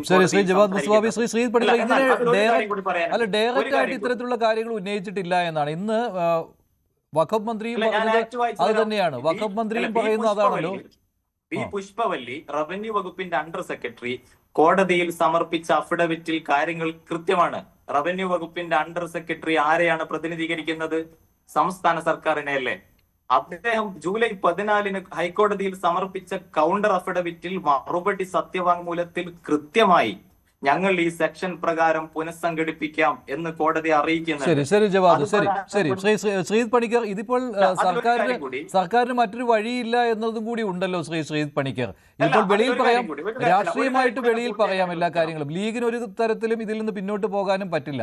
പക്ഷേ കാര്യങ്ങൾ കേന്ദ്ര നിയമത്തെ അനുകൂലിക്കാതെയും മുന്നോട്ട് പോകാൻ കഴിയില്ലല്ലോ. അപ്പോൾ നിയമത്തിന്റെ വഴിക്ക് പോകുമ്പോൾ AGക്കും അഡീഷണൽ AGക്കും ഒക്കെ ഹൈക്കോടതിയിൽ ഈ നിലപാടെടുക്കാനേ പറ്റുകയുള്ളൂ. അങ്ങനെയല്ലേ ശ്രീത് പണിക്കർ? ശ്രീ മഞ്ജുഷ്, ആദ്യം തന്നെ ഇവിടെ മുസ്ലിം മതപണ്ഡിതനായിട്ടുള്ള അദ്ദേഹം പറഞ്ഞത് കേരളത്തിന് പരിചയമില്ലാത്ത വർഗീയത എന്നാണ്. കേരളത്തിന് പരിചയമില്ലാത്തതല്ല വർഗീയത, കേരളത്തിന് പരിചയമുള്ളതാണ്. Annie Besant, BR Ambedkar, Chettur Sankaran Nair, സാക്ഷാൽ KP കേശവമേനോൻ എന്നിവരൊക്കെ തന്നെ കേരളത്തിലെ ഏറ്റവും പ്രധാനപ്പെട്ട ഒരു വർഗീയ കലാപത്തിനെക്കുറിച്ച്, മാപ്പിള ലഹളയെക്കുറിച്ച് രേഖപ്പെടുത്തപ്പെട്ടിട്ട് 100 വർഷം കഴിഞ്ഞു എന്നുള്ളത് അദ്ദേഹത്തിനെ ഒന്ന് വിനീതമായിട്ട് ഓർമ്മിപ്പിക്കുകയാണ്. ഞാൻ അതിലേക്ക് ഒന്നുകൂടി വരാം. അതുകൊണ്ട് കാരണം അതൊക്കെ ഞാനത് ശ്രീജിത്തിനോട് ചോദിക്കണം എന്ന് ഓർത്തായിരുന്നു. കാരണം ഇത് ജവാദ് തുടക്കത്തിൽ പറഞ്ഞു, ഈ വഖഫിനെ കുറിച്ച് സംസാരിക്കുമ്പോൾ അതൊരു സ്ഥിരം മുഖങ്ങൾ വരുന്നതും ചില മുഖങ്ങൾ വരുന്നതും ഒക്കെ അതിനെ വർഗീയതയുമായി ബന്ധപ്പെടുത്തുന്നുണ്ട്. അത് ജവാദ് ഏത് അർത്ഥത്തിലാണ് അത് പറഞ്ഞതെന്ന് എനിക്ക് മനസ്സിലായിരുന്നില്ല. ഞാൻ അപ്പോൾ തടസ്സപ്പെടുത്താതിരുന്നതാണ്. ഇപ്പോൾ ശ്രീജിത്ത് അത് ഇടപെട്ടുകൊണ്ട് ഞാൻ പറയുകയാണ്. ശരി ശ്രീജിത്ത്. തീർച്ചയായിട്ടും. നോക്കൂ, ഈ വഖഫ് എന്ന് പറയുന്നത് അതിൻ്റെ നേരത്തെ ഉണ്ടായിരുന്ന ഒരു ഡ്രാക്കോണിയൻ ആക്റ്റാണ് നിലനിന്നിരുന്നത്. അത് കഴിഞ്ഞ ഇപ്പോഴത്തെ സർക്കാർ അത് റദ്ദ് ചെയ്യുന്നത് വരെ, അതിൻ്റെ കുറേ ഭാഗങ്ങളൊക്കെ തന്നെ ഭേദഗതി വരുത്തുന്നത് വരെ വളരെ ഡ്രാക്കോണിയനായിട്ടുള്ള മനുഷ്യവിരുദ്ധമായിട്ടുള്ള രീതിയിലാണ് ഒരു ജനാധിപത്യ സമൂഹത്തിൽ ഒരിക്കലും ഉണ്ടാകാൻ പാടില്ലാത്ത തരത്തിലുള്ള പല ക്ലോസുകളും അതിൽ കൊണ്ടുവന്നിരുന്നു എന്നുള്ളതിനെക്കുറിച്ച് നമ്മളെല്ലാവരും തന്നെ ചർച്ച ചെയ്തിട്ടുള്ളതാണ്. അപ്പോൾ അത്തരത്തിലുള്ള കാര്യങ്ങളെ എതിർക്കുമ്പോൾ ഒരാൾ വർഗീയവാദി ആകുമെങ്കിൽ വർഗീയവാദി ആകാനാണ് ഒരുപക്ഷെ ഫാദർ ജോഷി മയ്യാറ്റിലാണെങ്കിലും ഞാനാണെങ്കിലും ഒക്കെ തന്നെ ആഗ്രഹിക്കുന്നത് എന്ന് പറയട്ടെ. സാധാരണക്കാരെ സംബന്ധിച്ചിടത്തോളം, യുക്തിയുള്ള മനുഷ്യരെ സംബന്ധിച്ചിടത്തോളം എന്താണ് വർഗീയവാദം, എന്താണ് വർഗീയവാദത്തിനെതിരായിട്ടുള്ള നിലപാട് എന്നതിനെക്കുറിച്ച് കൃത്യമായിട്ട് അറിയാം എന്നാണ് ശ്രീ ജവാദിനോട് എനിക്ക് പറയാനുള്ളത്, അദ്ദേഹത്തിൻ്റെ ഒരു ആരോപണത്തിനുള്ള മറുപടിയായിട്ട്. ഇനി ഒരു പ്രധാനപ്പെട്ട കാര്യം, അദ്ദേഹം പറയുന്ന ഒരു കാര്യമാണ്, ഈ വഖഫ് ബോർഡിന്റെ കാര്യത്തിൽ ക്രിസ്ത്യൻ സംഘടനകൾക്ക് വലിയ ആശങ്ക ഉണ്ടായിട്ടുണ്ട്. എന്തിനാണ് ആ ആശങ്ക? അത് മുസ്ലിങ്ങളുടേതായിട്ടുള്ള ഒരു കാര്യമാണ്. എന്തിനാണ് അതിൻ്റെ കോൺസ്റ്റിറ്റ്യൂഷനുമായി ബന്ധപ്പെട്ടിട്ടൊക്കെ ഇവർ ആശങ്ക പറയുന്നത് എന്നുള്ളത് നോക്കുക. ഇത് ക്രിസ്ത്യൻ വിശ്വാസികളുടെ വസ്തുക്കൾ, വഖഫ് ബോർഡ് നേരത്തെ ഉണ്ടായിരുന്ന ചില ഡ്രക്കോണിയൻ നിയമങ്ങൾ, ഞാൻ പറഞ്ഞതുപോലെ മനുഷ്യവിരുദ്ധ ജനാധിപത്യ വിരുദ്ധമായിട്ടുള്ള ചില ക്ലോസുകൾ ഉപയോഗിച്ചുകൊണ്ട് ആ വസ്തുക്കളൊക്കെ തട്ടിയെടുക്കാനായിട്ട് ഇവിടുത്തെ വഖഫ് ബോർഡ് ശ്രമിച്ചപ്പോൾ അതുമായി ബന്ധപ്പെട്ട് അവർക്കാണ് ആശങ്കയുള്ളത്. ഈ വഖഫ് ബോർഡ് കൈകാര്യം ചെയ്യുന്ന സ്വത്തുക്കൾ മുസ്ലിങ്ങളുടേതായിട്ടുള്ള സ്വത്തുക്കൾ എന്ന രീതിയിലത്തേക്ക് മാത്രമല്ല, മറിച്ച് ഏതെങ്കിലും ഒരു പ്രോപ്പർട്ടി വഖഫ് ആണ് എന്ന് കരുതാൻ മതിയായ കാരണമുണ്ടെങ്കിൽ അത് വഖഫ് ആകുമെന്ന രീതിയിലത്തേക്കുള്ള, ഞാൻ നേരത്തെ പറഞ്ഞതുപോലെയുള്ള മനുഷ്യവിരുദ്ധമായിട്ടുള്ള ഒരു നിയമത്തിന്റെ അടിസ്ഥാനത്തിൽ ഇവിടെ കുറേയധികം സ്വത്തുക്കൾ മറ്റു പല വിഭാഗങ്ങളിലുള്ള ആൾക്കാർക്ക് നഷ്ടപ്പെട്ടിട്ടുണ്ട്. അപ്പൊ അതുകൊണ്ട് തന്നെ അവർക്കിതിൽ ആവലാതികളുണ്ട്. ആ ആവലാതി തീർപ്പ് കൽപ്പിക്കപ്പെടുന്ന രീതിയിലത്തേക്കുള്ള നിയമ സംവിധാനം ഇവിടെ ഉള്ളപ്പോൾ ആ നിയമ സംവിധാനത്തിന് മുന്നിൽ ആ പരാതിയുമായിട്ട് പോയി കഴിഞ്ഞാൽ അതിനെ ആർക്കും ചോദ്യം ചെയ്യേണ്ടുന്ന കാര്യമില്ല. കാരണം അവർക്കതിൽ ലോക്കൽ സ്റ്റാൻഡി ഉണ്ടായിരുന്നില്ല എങ്കിൽ കോടതി എന്ത് പറയുമായിരുന്നു? നിങ്ങൾ എന്തിനാണ് ഈ കേസുമായിട്ട് ഇവിടെ വന്നിരിക്കുന്നത്, നിങ്ങൾ മാറി നിൽക്കൂ, നിങ്ങൾക്കിതിൽ ലോക്കൽ സ്റ്റാൻഡി ഇല്ല എന്ന് പറയുമായിരുന്നു. ഇവിടെ ഷോൺ ജോർജിന് ലോക്കൽ സ്റ്റാൻഡി ഉണ്ട്, ഈ ക്രിസ്ത്യൻ സംഘടനയ്ക്ക് ലോക്കൽ സ്റ്റാൻഡി ഉണ്ട്, മറ്റുള്ള ആൾക്കാർക്ക് എല്ലാവർക്കും ആ വിഷയത്തിൽ ലോക്കൽ സ്റ്റാൻഡി ഉണ്ട് എന്നും ശ്രീ ജവാദ് മനസ്സിലാക്കേണ്ടതാണ്. അടുത്തത്, അദ്ദേഹം താരതമ്യത്തിന് വേണ്ടി പറയുന്നത് ദേവസ്വം എങ്ങനെയാണ് കോൺസ്റ്റിറ്റ്യൂട്ട് ചെയ്യുന്നത്, അവിടെ ഹിന്ദുക്കൾ അല്ലാത്ത ആൾക്കാരുണ്ടോ, മറ്റു മതവിഭാഗക്കാരുണ്ടോ എന്നുള്ളതാണ്. നോക്കൂ, അവിടുത്തെ പ്രകടമായിട്ടുള്ള വ്യത്യാസം, ദേവസ്വം ഭൂമിയുടെ കാര്യം മാത്രമാണ് നോക്കുന്നത്. മറ്റൊരു സമുദായവുമായി ബന്ധപ്പെട്ട തർക്കം വന്നു കഴിഞ്ഞാൽ അവർക്ക് പോകാനായിട്ട് ദേവസ്വം ട്രിബ്യൂണൽ എന്ന് പറഞ്ഞിട്ടുള്ള ഒരു സൂത്രപ്പണി ഇല്ല. അവർ പോകുന്നത് എന്തായിരിക്കും? മറ്റേതെങ്കിലും ഒരു മതവിഭാഗം, ഇനി ഹിന്ദുക്കളുടേത് തന്നെയാണെങ്കിലും ഒരു സ്വത്തുമായി ബന്ധപ്പെട്ട ഒരു തർക്കമുണ്ടായാൽ അവർ പോകുന്നത് തർക്ക പരിഹാരത്തിന് മറ്റേതൊരാളെയും പോലെ സിവിൽ കോടതിയിലാണ്. അവിടെ ഈ വസ്തുവിലുള്ള അവകാശം രണ്ടുപേരും അത് തെളിയിക്കാനായിട്ട് ബാധ്യസ്ഥരാണ്. അതല്ലാതെ എനിക്ക് എന്റേതാണ് എന്ന് കരുതി കഴിഞ്ഞാൽ അത് എന്റേതായി മാറുന്ന രീതിയിലത്തേക്കുള്ള ഒരു ക്ലോസ് ദേവസ്വത്തിൽ എങ്ങുമില്ല, ദേവസ്വത്തിന്റെ ഭൂമി കൈകാര്യം ചെയ്യുന്ന കാര്യത്തിൽ ഇല്ല എന്നുള്ളത് താങ്കൾ മനസ്സിലാക്കുക. വഖഫ് ബോർഡ് അങ്ങനെയല്ല പ്രവർത്തിച്ചു വന്നിട്ടുള്ളത്, അങ്ങനെയല്ല സ്വത്ത് അമാസ് ചെയ്തിട്ടുള്ളത്. അതുകൊണ്ട് തന്നെ ആ വിഷയത്തിൽ ദേവസ്വം ബോർഡിന്റെ കോൺസ്റ്റിറ്റ്യൂഷൻ പോലെയുള്ള ഒരു കാര്യമല്ല എന്നുള്ളതിനെ കുറിച്ച് താങ്കൾ അറിയുക. ഇനി വഖഫ് ബോർഡ് എന്ന് പറയുന്നത് ഒരു മതസംഘടനയല്ല, അതൊരു സ്വകാര്യ സംഘടനയല്ല, പാർലമെന്റ് നിയമം മൂലം രൂപീകരിച്ചിരിക്കുന്ന സ്റ്റാറ്റ്യൂട്ടറി അതോറിറ്റിയാണ് വഖഫ് ബോർഡ്. അങ്ങനെയുള്ള ഒരു സ്ഥാപനത്തിന് ഇഷ്ടമുള്ളപ്പോൾ ഏതെങ്കിലും നിയമങ്ങൾ പാലിക്കാനും ഇഷ്ടമില്ലാത്ത സമയത്ത് നിയമങ്ങൾ പാലിക്കാതിരിക്കാനായിട്ട് കഴിയില്ല. കാരണം അത് സ്റ്റാറ്റ്യൂട്ടറി ആയിട്ട് പാർലമെന്റ് നിയമം വഴി ഉണ്ടാക്കിയിരിക്കുന്ന ഒരു സംവിധാനമാണ്. അപ്പോൾ അതുകൊണ്ട് അവർക്ക് എന്തെങ്കിലും രീതിയിലത്തേക്കുള്ള അതിൽ എതിരഭിപ്രായമുണ്ടെങ്കിൽ കോടതിയിൽ ചോദ്യം ചെയ്യാം എന്നതിനപ്പുറത്തേക്ക് മറ്റൊന്നും ചെയ്യാനായിട്ട് വഖഫിന് യാതൊരു വിധത്തിലുള്ള റൈറ്റുമില്ല. ഈ നിയമവുമായി ബന്ധപ്പെട്ട ഒരു പരാതി ഉണ്ടെങ്കിൽ, അതിലൊരു ക്ലോസുമായി ബന്ധപ്പെട്ട ഒരു പരാതി ഉണ്ടെങ്കിൽ കോടതി അത് റദ്ദാക്കുകയോ സ്റ്റേ ചെയ്യുകയോ ചെയ്യുന്നത് വരെ അത് പാലിക്കാനായിട്ട് വഖഫ് ബോർഡ് അവർ ബാധ്യസ്ഥരാണ്. അതിനാണ് റൂൾ ഓഫ് ലോ എന്ന് പറയുന്നത്. അവിടെയാണ് വഖഫ് ബോർഡിനെ റീകോൺസ്റ്റിറ്റ്യൂട്ട് ചെയ്യുന്ന സമയത്ത് എങ്ങനെയാണ് അത് റീകോൺസ്റ്റിറ്റ്യൂട്ട് ചെയ്യേണ്ടത് എന്നുള്ളത്. കാരണം പുതുതായിട്ടൊരു നിയമമുണ്ട്. ആ നിയമത്തിന്റെ അടിസ്ഥാനത്തിൽ ഈ കഴിഞ്ഞ ഫെബ്രുവരിയിൽ റീകോൺസ്റ്റിറ്റ്യൂട്ട് ചെയ്യുന്ന സമയത്ത് നിർബന്ധമായും 2 അമുസ്ലിം അംഗങ്ങളും നേരത്തെ ഈ പറഞ്ഞിരിക്കുന്ന പോലെ ഷിയ ഉൾപ്പെടെയുള്ള പ്രാതിനിധ്യവും ഉറപ്പുവരുത്തേണ്ടതായിരുന്നു. അതിൽ യാതൊരു തരത്തിലുള്ള അതിൽ മറ്റൊരു കാര്യം ശ്രീത്ത്, ഇത് ഉറപ്പുവരുത്തുമെന്ന് പറഞ്ഞുകൊണ്ടാണ് ഇത് പുനഃസംഘടിപ്പിച്ചിരിക്കുന്നത്. അങ്ങനെയാണല്ലോ കഴിഞ്ഞ മാർച്ചിൽ, ഫെബ്രുവരി അവസാനം പിണറായി വിജയൻ സർക്കാർ അങ്ങനെ ഒരു പുനഃസംഘടന നടത്തിയത്. ഇപ്പോഴും അങ്ങനെ തന്നെയാണ്. കോടതിയിൽ സ്വീകരിക്കുന്ന നിലപാട് അതാണ്, നിലവിലെ നിയമം അനുസരിക്കുമെന്ന രീതിയിൽ തന്നെയാണ്. പക്ഷെ വെളിയിൽ നിന്ന് വന്ന് പറയുന്ന മറ്റൊന്നാണ്. വഖഫ് മന്ത്രി പറഞ്ഞപ്പോഴും എൻ ഷംസുദ്ദീൻ പറഞ്ഞപ്പോഴും ഞങ്ങൾ അങ്ങനെ ഒരു തീരുമാനമൊന്നും എടുത്തിട്ടില്ല എന്നാണ് പറയുന്നത്. അത് ആരെ പറ്റിക്കാനാണെന്നാണ്. അല്പം മുമ്പ് മുസ്ലിം ലീഗിന്റെ യോഗം കഴിഞ്ഞ ശേഷം ലീഗ് നേതാക്കളോട് ചോദിച്ചപ്പോൾ കുഞ്ഞാലിക്കുട്ടിയൊക്കെ ഉണ്ടായിരുന്നു. അതിൽ പറഞ്ഞത് ഞങ്ങളൊരു നിലപാട് എടുത്തിട്ടില്ല എന്നാണ്. ഇപ്പോൾ അതിനെക്കുറിച്ച് പ്രതികരിക്കുന്നില്ല എന്നാണ്. ശ്രീ മഞ്ജുഷ്, ഇത് ഞാൻ നേരത്തെ പറഞ്ഞതുപോലെ പാർലമെന്റ് തയ്യാറാക്കിയിരിക്കുന്ന ഒരു നിയമം, ആ പാർലമെന്റ് തയ്യാറാക്കിയിരിക്കുന്ന നിയമത്തിൽ മാറ്റം വരുത്താനുള്ള അധികാരവും പാർലമെന്റിന് തന്നെയാണ്. അക്കാര്യത്തിൽ മാറ്റമില്ല. ഇതിന് സമാനമായിട്ടുള്ള മറ്റൊരു കാര്യം നമ്മൾ കണ്ടു. ഇവരുടെ ഇരട്ടത്താപ്പും ഒന്ന് പറയുകയും മറ്റൊന്ന് നടപ്പാക്കുകയും ഒക്കെ ചെയ്യുന്നത് നമ്മൾ കണ്ടതല്ലേ. പൗരത്വ ഭേദഗതി നിയമം ഉണ്ടായപ്പോൾ ഇവരെന്താ പറഞ്ഞത്? ആ നിയമം ഇവിടെ നടപ്പാക്കാനായിട്ട് സമ്മതിക്കില്ല. ഇവരുടെ ആരുടെയെങ്കിലും സമ്മതം അതിന് ആവശ്യമുണ്ടോ? അത് നടപ്പായില്ലേ? അതുമായി ബന്ധപ്പെട്ട ആൾക്കാർക്ക് പൗരത്വം കൊടുക്കാനുള്ളത് കൊടുത്തില്ലേ? അപ്പൊ ഇതൊക്കെ വെറുതെ ആൾക്കാരെ, ഈ നിയമവുമായി ബന്ധപ്പെട്ട അത്രത്തോളം പരിചയമില്ലാത്ത ആൾക്കാരെ, അജ്ഞതയുള്ള ആൾക്കാരെ ഒക്കെ തന്നെ കജോൾ ചെയ്യുന്നതിന് വേണ്ടി, കബളിപ്പിക്കുന്നതിന് വേണ്ടിയിട്ടൊക്കെയാണ് ഇവരിത് പറയുന്നത്. ഇപ്പൊ ഇതിൽ തന്നെ പറയുന്ന ഒരു വാദം കേട്ടില്ലേ, തമിഴ്നാട്ടിൽ അങ്ങനെയാണ് ഇങ്ങനെയാണ്. തമിഴ്നാടും കേരളവും തമ്മിലുള്ള വഖഫ് ബോർഡുകളുടെ കേസിലുള്ള പ്രകടമായിട്ടുള്ള വ്യത്യാസം എന്താണെന്നുള്ളതിനെ പറ്റി അദ്ദേഹം മിണ്ടുന്നില്ല. തമിഴ്നാട്ടിലുണ്ടായിരുന്ന പ്രശ്നം അവിടെ ഇതേപോലെ റീകോൺസ്റ്റിറ്റ്യൂട്ട് ചെയ്യുമ്പോൾ മറ്റു മതവിഭാഗങ്ങളിലുള്ള ആൾക്കാരില്ല എന്നുള്ള ഒരു ആക്ഷേപം വരുമ്പോൾ തമിഴ്നാട്ടിലെ ഹൈക്കോടതി, മദ്രാസ് ഹൈക്കോടതി ചെയ്തിരുന്നത് എന്താണ്? വഖഫ് ബോർഡിന്റെ പ്രവർത്തനത്തിനെ ടോട്ടലി സസ്പെൻഡ് ചെയ്തു. ആ പ്രവർത്തനം അവരുടേത് ഇല്ലാതെ നിൽക്കുകയാണ്. അതായത് അവിടുത്തെ വഖഫ് ബോർഡിന് പ്രവർത്തിക്കാൻ കഴിയില്ല. അതുകൊണ്ടാണ് സുപ്രീം കോടതിയിൽ പോയപ്പോൾ സുപ്രീം കോടതി അതിനെ സ്റ്റേ ചെയ്തിരിക്കുന്നത്. മറിച്ച് കേരളത്തിലെ ഹൈക്കോടതി അങ്ങനെയാണോ പറഞ്ഞിരിക്കുന്നത്? അല്ല. ഇവിടെ വഖഫ് ബോർഡിന്റെ പ്രവർത്തനത്തിനെ മരവിപ്പിച്ചിട്ടുണ്ടോ? ഇല്ല. ദൈനംദിന പ്രവർത്തനത്തിന് ബാർ ഉണ്ടോ? ഇല്ല. വഖഫ് ബോർഡിനെ പിരിച്ചുവിട്ടിട്ടുണ്ടോ? ഇല്ല. ആരുടെയെങ്കിലും അതിലെ നിയമനം റദ്ദാക്കിയിട്ടുണ്ടോ? ഇല്ല. പകരം കോടതി പറഞ്ഞിരിക്കുന്നത് എന്താ? മേജർ പോളിസി ഡിസിഷൻസ് തൽക്കാലം പാടില്ല. വലിയ ക്യാപിറ്റൽ എക്സ്പെൻഡിച്ചർ ഉള്ള സ്പെൻഡിങ് തൽക്കാലം പാടില്ല. അഥവാ അങ്ങനെയുള്ള എന്തെങ്കിലും കാര്യങ്ങൾ വേണമെങ്കിൽ അതിന് കോടതിയുടെ അനുമതിയോടുകൂടി മാത്രമേ ചെയ്യാവൂ. എന്ന് വെച്ച് കഴിഞ്ഞാൽ കോടതിയുടെ മോണിറ്ററിംഗിൽ മാത്രം, കോടതിയുടെ ഒരു മേൽനോട്ടത്തിൽ മാത്രമായിട്ട് ഈ കാര്യങ്ങൾ, ഡിസ്ക്രിഷണറി സ്പെൻഡിങ്ങോ അത്തരത്തിലുള്ള കാര്യങ്ങളോ ഒന്നും തന്നെ നടക്കില്ല എന്ന രീതിയിലത്തേക്ക് മാത്രമാണ് പറഞ്ഞിരിക്കുന്നത്. അത് കേരളത്തിലെ ഇതുപോലുള്ള ഒരു കാര്യമല്ല. പിന്നെ ഇവർ പറയുന്നത് സെക്ഷൻ 22 അതായത് ബോർഡിൽ ആരുടെയെങ്കിലും ഒഴിവ് അവിടെ ഉണ്ടെങ്കിലും ആ ബോർഡിന്റെ അധികാരം നഷ്ടപ്പെടുന്നില്ല. അപ്പൊ അതുകൊണ്ട് കേരള ഹൈക്കോടതി ചെയ്തിരിക്കുന്ന തീരുമാനം തെറ്റാണ്. കാരണം സെക്ഷൻ 22 പറയുന്ന പോലെ ചില ആൾക്കാരൊക്കെ ഈ കമ്മിറ്റിയിൽ ഇപ്പൊ ഇല്ല, ബോർഡാണ്, വേക്കൻസി ഉണ്ട് എന്ന് മാത്രമേ ഉള്ളൂ. പക്ഷേ ആ ബോർഡിന് പ്രവർത്തിക്കാനുള്ള അധികാരമുണ്ട് എന്നാണ്. പക്ഷെ സത്യത്തിൽ സെക്ഷൻ 22 കോൺസ്റ്റിറ്റ്യൂട്ട് ചെയ്തത് അതിനു വേണ്ടിയിട്ടല്ല. അതായത് വഖഫ് ബോർഡിനെ പൂർണ്ണമായിട്ട് സെറ്റപ്പ് ചെയ്തതിനു ശേഷം പിന്നീട് ഒരാളിന്റെ മരണം വഴിയോ ഒരാളിന്റെ റെസിഗ്നേഷൻ വഴിയോ അതിലൊരു വേക്കൻസി ഉണ്ടായാലും ആ വഖഫ് ബോർഡിന് തീരുമാനങ്ങളെടുത്ത് അത് ഇംപ്ലിമെന്റ് ചെയ്ത് മുന്നോട്ട് പോകാം എന്നുള്ള ഒരു അധികാരത്തിന് വേണ്ടിയിട്ടാണ് സെക്ഷൻ 22 കൊടുത്തത്. പക്ഷെ ഇവിടെയോ ഇൻഹെറന്റ്ലി വോയിഡാണ്. അതായത് പുതിയൊരു നിയമം ഇരിക്കെ വഖഫ് ബോർഡിനെ കോൺസ്റ്റിറ്റ്യൂട്ട് ചെയ്യുന്ന സമയത്ത് അതിൽ നിർബന്ധമായും സ്റ്റാറ്റ്യൂട്ടറി ആയിട്ട് 2 അമുസ്ലിങ്ങൾ ഉണ്ടായിരിക്കുക, മറ്റ് ചില സബ് സെക്ഷനുകൾക്ക്, സെക്ടുകൾക്ക് റെപ്രസെന്റേഷൻ ഉണ്ടായിരിക്കുക എന്ന് പറയുന്ന കാര്യത്തിന് ഈ നാളിതുവരെ ഫുൾഫിൽ ചെയ്തിട്ടില്ല എങ്കിൽ അത് ഈ പറയുന്ന പോലെ ഉണ്ടായിരുന്നത് ഇല്ലാതെയാകുന്ന വേക്കൻസി പോലെ പരിഗണിക്കാൻ പറ്റും. അപ്പോൾ ഇവിടെ ഉള്ള നിയമത്തിനെ ബൈപ്പാസ് ചെയ്യുന്നതിന് വേണ്ടി ഒരു വിഭാഗത്തിൽ സുന്നി ആൾക്കാർക്ക് മാത്രം റെപ്രസെന്റേഷൻ കൊടുത്തുകൊണ്ട് ഈ നിയമത്തിനെ സബോട്ടാഷ് ചെയ്യുന്ന രീതിയിലത്തേക്ക് കഴിഞ്ഞ കുറെ മാസങ്ങളായിട്ട് അത് പ്രവർത്തിച്ചു വന്നു കഴിഞ്ഞാൽ സെക്ഷൻ 22 പ്രൊട്ടക്ഷൻ അവിടെ എവിടെയാണ് കിട്ടുക? എന്തിന്റെ അടിസ്ഥാനത്തിലാണ് കിട്ടുക? അപ്പൊ ഇതൊക്കെ വെറുതെ ന്യായവാദങ്ങളാണ്. ഈ അമുസ്ലിങ്ങളെ നിയമിക്കേണ്ടത് ശരി, അമുസ്ലിങ്ങളെ നിയമിക്കേണ്ടത് സർക്കാരാണ്, സർക്കാർ നിയമിക്കട്ടെ. അപ്പൊ സർക്കാരിന് എന്ത് ചെയ്യാം? ഒന്നുകിൽ നിലവിലുള്ള ആ കോൺസ്റ്റിറ്റ്യൂഷൻ അതേപോലെ നിർത്തി ആൾക്കാരെ അതേപോലെ റീറ്റെയിൻ ചെയ്ത് എവിടെയൊക്കെയാണോ ഇപ്പൊ വേക്കൻസി ഉള്ളത് അതിൽ ആൾക്കാരെ നോമിനേറ്റ് ചെയ്യാം. അതല്ല എങ്കിൽ സർക്കാരിനെ സംബന്ധിച്ചിടത്തോളം, കാരണം സൂപ്പർ സീഡിംഗ് പവർ ഉള്ളത് സ്റ്റേറ്റ് ഗവൺമെന്റിനാണ്, സർക്കാരിനെ സംബന്ധിച്ചിടത്തോളം അവർക്ക് താല്പര്യമുള്ള ആൾക്കാരെ വെച്ച് ടോട്ടലി റീകോൺസ്റ്റിറ്റ്യൂട്ട് ചെയ്യാം. ഇത് രണ്ടും സർക്കാരാണ് ചെയ്യേണ്ടത്. അപ്പോൾ സർക്കാർ ചെയ്യേണ്ടതായിട്ടുള്ള ഒരു കാര്യത്തിന് നിയമപ്രകാരം നിയമത്തിനെ കംപ്ലൈ ചെയ്തില്ല എന്ന് പറഞ്ഞു കഴിഞ്ഞാൽ ആ പറയുന്നത് എങ്ങനെയാണ് വർഗീയവാദമാവുക? അത് നമ്മുടെ നാട്ടിലെ പാർലമെന്റ് പാസ്സാക്കിയിരിക്കുന്ന ഇതിൽ എവിടെയാണ് വർഗീയത ഉള്ളത്? താങ്കൾ തുടക്കത്തിൽ പറഞ്ഞത് തന്നെ ആ രീതിയിലായിരുന്നു, അതുകൊണ്ടാണ് ചോദിച്ചത്. ഇതിലിപ്പോ ഈ തീവ്ര വലതുപക്ഷത്തിന്റെ പ്രതിനിധിയായ, പലപ്പോഴും അത്തരം ആശയങ്ങളുമായി ചാനലുകളിൽ കാണാറുള്ള ശ്രീജിത്ത് പണിക്കർ, അദ്ദേഹം എത്ര മനോഹരമായിട്ടാണ് ആളുകളെ ഭയപ്പെടുത്തുന്ന കളവുകൾ പറയുന്നത്. എങ്ങനെയാണ് നിങ്ങളെപ്പോലെയുള്ള മാധ്യമ പ്രവർത്തകർക്ക് എത്ര നിസ്സംഗമായി അത് കേട്ടിരിക്കാൻ കഴിയുന്നത്?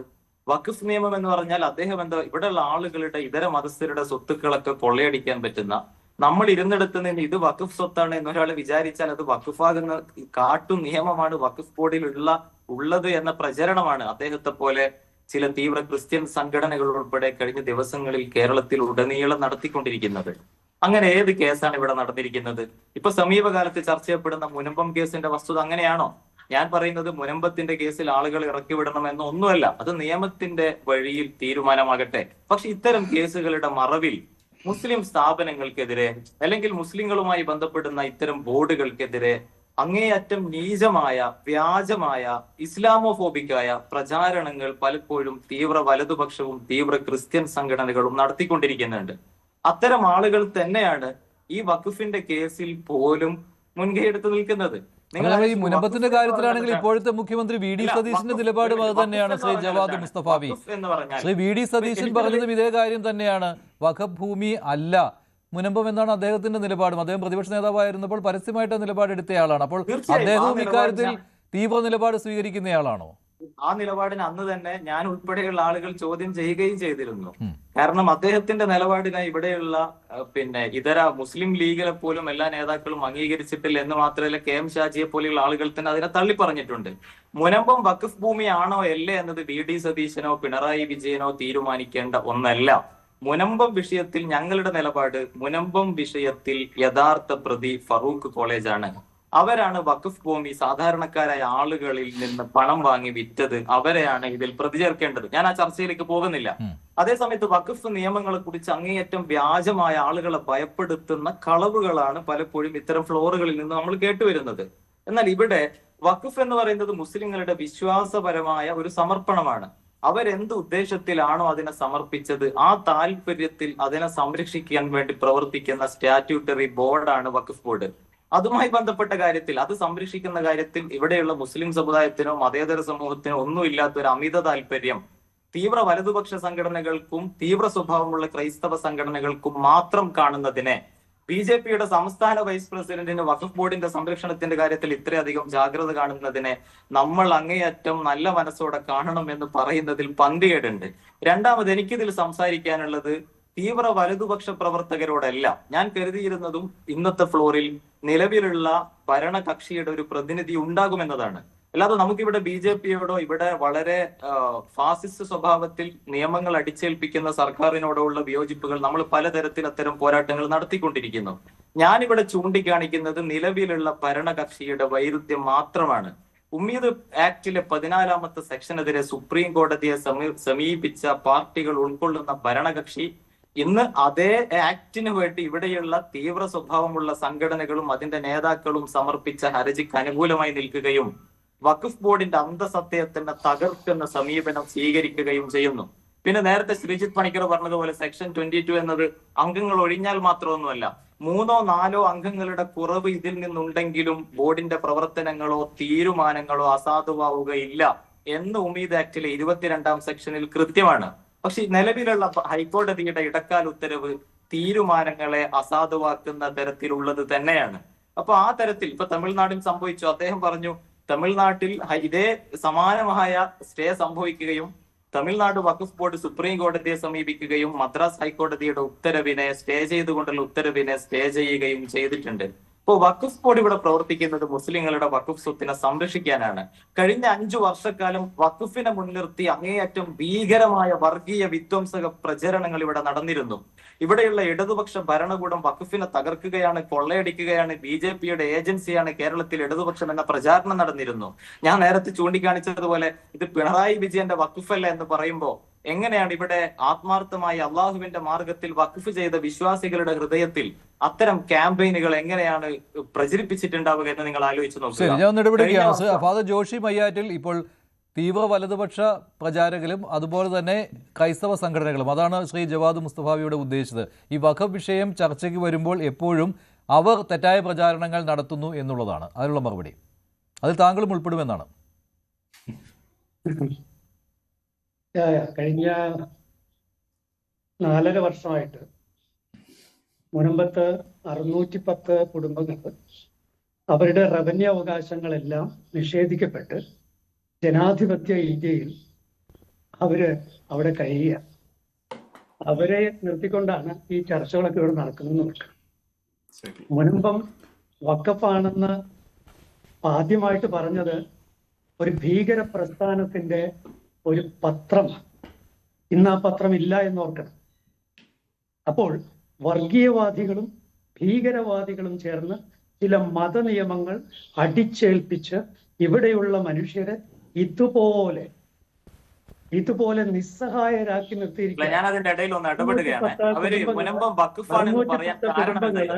ക്ഷമിക്കണം, അല്ല, എന്റെ അവര് സമയമാണ്. മുനമ്പം വഖഫാണെന്ന് പറയാൻ ക്ഷമിക്കണം. കാരണം എന്റെ എന്താ? താങ്കളൊന്നും മിണ്ടാതിരിക്കും. സമയം താങ്കളൊന്നും ക്ഷമിക്കണം. മിണ്ടാതിരിക്കും. മറ്റുള്ളവർ അല്ല, സംസാരിക്കും. സൗഹൃദപൂർവ്വമുള്ള അദ്ദേഹത്തിന് സംസാരിക്കാം. അവര് മുനമ്പം വഖഫാണെന്ന് വാദിക്കാം. അങ്ങയുടെ സമയത്ത് അങ്ങ് സംസാരിക്കും. ഇപ്പൊ അങ്ങ് എന്നെ പറ്റി അല്ല, വഖഫല്ല എന്നാണ് അവർ പറയുന്നത്. വഖഫല്ല എന്റെ എന്നാണ് അവസരത്തിൽ ഞാൻ മറുപടി പറയും. അല്ല, സൗഹൃദപൂർവ്വം സംസാരിക്കാം. അദ്ദേഹം സംസാരിച്ചോട്ടെ. എന്തായിരുന്നു അവരങ്ങനെ വാദിക്കാൻ ഇപ്പോഴ് കാരണം? അല്ല, വഖഫല്ല എന്നാണ് ഇവർ പറയുന്നത്. അവിടുത്തെ മുനമ്പം നിവാസികൾ പറയുന്ന വഖഫല്ല എന്നാണ്. വഖഫാണ് എന്ന് വാദിച്ചു വന്ന ആളുകൾ Please, വഖഫാണെന്ന് വാദിക്കാൻ എനിക്ക് കൊണ്ടുവന്ന കാരണം പറയാനുള്ള സമയമാണെന്നാണ് എന്റെ വിചാരം. ഇതാണ് ഫാഷിസ്റ്റ് നടപടി, അല്ല, ശ്രീ ഈ ജവാദ്. സംസാരം അല്ല, പലപ്പോഴും ഞാൻ പറയും, ഈ ചാനൽ ഫ്ലോറുകളിൽ പലപ്പോഴും തീവ്ര വലതുപക്ഷത്തിന്റെ ആളുകൾ വന്ന് എന്തൊക്കെയോ വിളിച്ചു പറയുന്നതിൽ നിന്ന് മാറി ഇതാണ് പോയിന്റ് ബൈ ഫാഷിസം. പോയിന്റ് സംസാരിക്കാം. അതുകൊണ്ടാണ് ഞാൻ കൃത്യമായി ഇതാണ് ഇടപെടുന്നത്. ഫാഷിസം. കേരളത്തിന്റെ ഇതാണ് വളരെ ഫാഷിസം. വലിയ പ്രചരണങ്ങൾ എനിക്ക് പാടില്ല. പറയാനുള്ള കൃത്യമായി കാര്യങ്ങൾ പറയാൻ സംസാരിക്കാം. ഇതാണ് അസഹിഷ്ണുത. ശരി, ശരി, അസഹിഷ്ണുത ശരി, കാണിക്കാതെ. ശരി, ജവാദ്. ഫാദർ അങ്ങ് പറയട്ടെ. സമാധാന മതത്തിന്റെ ആളല്ലേ? ഫാദർ അങ്ങ് പറയട്ടെ. ക്ഷമിക്കൂ. ഫാദർ ക്ഷമിക്കൂ. സംസാരിച്ചോളൂ. എന്താണ് അവര് ക്ഷമിക്കൂ. വഖഫാണെന്ന് പറയാനും വഖഫാണെന്ന് മഞ്ജുഷ, പറഞ്ഞ ആളുകളുടെയും എനിക്ക് വഖഫ് എല്ലാവരും അങ്ങ് സംസാരിക്കാൻ സമാധാന ശരി. മതത്തിന്റെ ശരി. വക്താവല്ലേ? മറ്റേ ഞങ്ങളല്ലേ ശരി, തീവ്ര ശരി. വലതുപക്ഷം, ഞങ്ങളല്ലേ ഫാഷിസ്റ്റ്.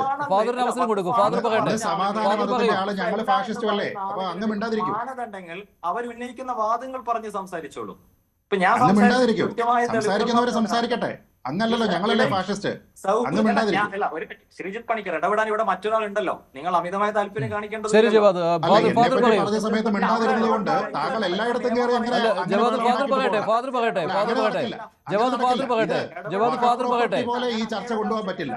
ജവാദ് ഫാദർ പറയട്ടെ. വഖഫാക്കുന്നത് പോലെ പ്രോപ്പർട്ടിയെ വഖഫാക്കുന്നത് പോലെ ഈ ചർച്ച കൊണ്ടുപോകാൻ പറ്റില്ല. അതുകൊണ്ട് മിണ്ടാതിരിക്കും. മറ്റുള്ളവർ സംസാരിക്കട്ടെ. അല്ല, ഫാദർ പറഞ്ഞല്ലോ നിങ്ങളോട് 3 തവണ പറഞ്ഞു മിണ്ടാതിരിക്കും. ഫാദർ 3 തവണ നിങ്ങളോട് ശരി, മിണ്ടാതിരിക്കാൻ ശരി. പറഞ്ഞു. ഫാദർ പറയട്ടെ. ജവാദ് ഫാദർ പറയട്ടെ. തവണ നിങ്ങളോട് മിണ്ടാതിരിക്കാൻ ജവാദ് ഫാദർ പറഞ്ഞു. പറയട്ടെ. മിണ്ടാതിരിക്കും. ശ്രീത് മിണ്ടായിരിക്കും. ഫാദർ പറയട്ടെ. ഫാദർ പറയട്ടെ. താങ്കൾ കേൾക്കാൻ വേണ്ടിട്ട് മാത്രമല്ലല്ലോ ഫാദർ പറയുന്നത് എനിക്കും കേൾക്കണം. താങ്കൾ ശരി. മിണ്ടായിരിക്കും. ഫാദർ പറയട്ടെ. കേൾക്കണം. ഫാദർ പറയട്ടെ. താങ്കൾ മിണ്ടാതിരിക്കും. ഫാദർ പറയട്ടെ. ഫാദർ ഫാദർ പറയുന്നത് കേൾക്കാൻ പറയട്ടെ. കൂടിയാണ് ഞാനും ഇരിക്കുന്നത്. താങ്കൾ മിണ്ടായിരിക്കും. ഫാദർ ഫാദർ പറയട്ടെ. ജോഷി മയ്യാറ്റിൽ. അങ്ങ് മിണ്ടാതിരിക്കൂ. ഫാദർ പറയട്ടെ. അങ്ങ് മിണ്ടാതിരിക്കൂ. ഫാദർ പറയട്ടെ. അങ്ങ് മിണ്ടാതിരിക്കൂ. ഫാദർ പറയട്ടെ. അങ്ങ് മിണ്ടാതിരിക്കും. ഫാദർ പറയട്ടെ. ശ്രീത് മിണ്ടായിരിക്കൂ. ജവാദ് മിണ്ടായിരിക്കൂ. ഞാൻ പറഞ്ഞു വരുന്നത് ഈ 610 കുടുംബങ്ങളുടെ ആ ദുരവസ്ഥയെ എങ്ങനെയാണ് ഇപ്പോൾ നമ്മൾ കാണേണ്ടത്, കേരള സമൂഹം കാണേണ്ടത്, ഒരു മതേതര സമൂഹം കാണേണ്ടത്. ഒരു മതനിയമം അടിച്ചേൽപ്പിച്ചിട്ട് ആരൊക്കെ ഭീകരവാദികളായ തീവ്രവാദികളായ ആരൊക്കെ പറഞ്ഞ ചില പോയിന്റുകൾ വെച്ചിട്ട് ഉടനെ വഖഫോട് അത് വഖഫാണെന്ന് അങ്ങോട്ട് പറയുക. ആ പറഞ്ഞ സാധനം വെച്ചിട്ട് റവന്യൂ ബോർഡ് ഒരു സംഗതിയും കംപ്ലൈ ചെയ്യാതെ, അതായത് വഖഫ് നിയമത്തിലെ സെക്ഷൻ 4ലെയോ 5ലെയോ ഒരു പ്രൊസീജിയേഴ്സും പാലിക്കാതെ വഖഫ് ബോർഡ് എന്തോ എഴുതി കൊടുത്തപ്പോൾ റവന്യൂ ബോർഡ് ഉടനെ ബ്ലോക്ക് ചെയ്തത്രേ. കഴിഞ്ഞ 4.5 വർഷമായി ആ ജനത്തിന് സ്വന്തമായ അവരുടെ സ്വന്തമായ വീട്, സ്വന്തമായ പുരയിടം അവർക്ക് ഒന്ന് പണയം വെക്കാനോ അല്ലെങ്കിൽ ഒരു മുറി എടുക്കാനോ അല്ലെങ്കിൽ ഒരു സംഗതി ഒന്ന് കൺസ്ട്രക്ട് ചെയ്യാനോ അല്ലെങ്കിൽ ഇവർക്കൊരു സർട്ടിഫിക്കറ്റ് ഒഫീഷ്യലായിട്ട് കിട്ടാനോ ഒന്നും പറ്റാത്ത രീതിയിൽ നമ്മുടെ ഈ ജനാധിപത്യ ഇന്ത്യയിൽ 610 കുടുംബങ്ങൾ അങ്ങനെ കിടക്കാണ്. ഇനി ഓർക്കണം, 1950 ഈ പറയുന്ന മുഹമ്മദ് സിദ്ദിഖ് സേട്ടു എന്ന് പറയുന്നയാള് എഴുതി കൊടുത്തു എന്ന് പറയുന്ന ഈ സംഗതി അദ്ദേഹത്തിന് ആ സമയത്ത് ഒരു കാരണവശാലും അങ്ങനെ വഖഫ് എന്ന രീതിയിൽ കൊടുക്കാൻ പറ്റാത്ത ഒന്നായിരുന്നു എന്നുള്ളത് ഞാനിവിടെ വളരെ വ്യക്തമായി നമ്മുടെ സർക്കാരിന്റെ ജുഡീഷ്യൽ കമ്മീഷൻ പുറത്തു കൊണ്ടുവന്ന ഡോക്യുമെന്റുകളുടെ വെളിച്ചത്തിൽ വ്യക്തമായി പറഞ്ഞിട്ടുണ്ട്. ശ്രീ അബ്ദുൾ സത്താർ ഹാജി മൂസ സേട്ടു ഒക്കെ എത്ര ഡീസന്റ് ആയിട്ടുള്ള മനുഷ്യരായിരുന്നു. അവരും അവരുടെ കുടുംബത്തിലെ ഒരാളും അവകാശപ്പെട്ടിട്ടില്ല മുനമ്പം അവരുടെ വസ്തുവകയാണ്. കാരണം അത് പാട്ടവസ്തുവാണെന്ന് വ്യക്തമാണ്. പിന്നെ ഇവരുടെ കുടുംബമായിട്ട് ഒരു ബന്ധവുമില്ലാത്ത ഒരു ഗജഫ്രോഡ് ആയ ഒരു മുഹമ്മദ് സിദ്ദിഖ് സേട്ടു അവിടുത്തെ കുട്ടിയുടെ ആമിനയുടെ ലീഗൽ ഗാർഡിയൻ ആണെന്ന് കള്ള പ്രസ്താവന നടത്തിക്കൊണ്ട് കള്ള പ്രമാണങ്ങൾ ചമച്ചുകൊണ്ട് അങ്ങനെയുള്ളൊരു ഒരു സംഗതി എങ്ങനെ വഖഫ് ആക്കാൻ കഴിയും? ആ കുട്ടിക്ക് ലീഗലായി പിന്നീട് പ്രായപൂർത്തിയാകുമ്പോ ഇവിടെ എനിക്ക് വേണ്ടത് എന്റെ പാപ്പയിൽ നിന്ന് കിട്ടേണ്ടത് കിട്ടിയിട്ടില്ല എന്ന് പറയാനുള്ള അവകാശം ഉണ്ടായിരിക്കെ ആ കുട്ടിക്ക് 11 വയസ്സ് മാത്രമുള്ള സമയത്ത് എങ്ങനെയാണ് ആ ഭൂമി അപ്പൊ പിന്നെ വഖഫ് എന്നുള്ള രീതിയിൽ കൊടുക്കാൻ കഴിയുക?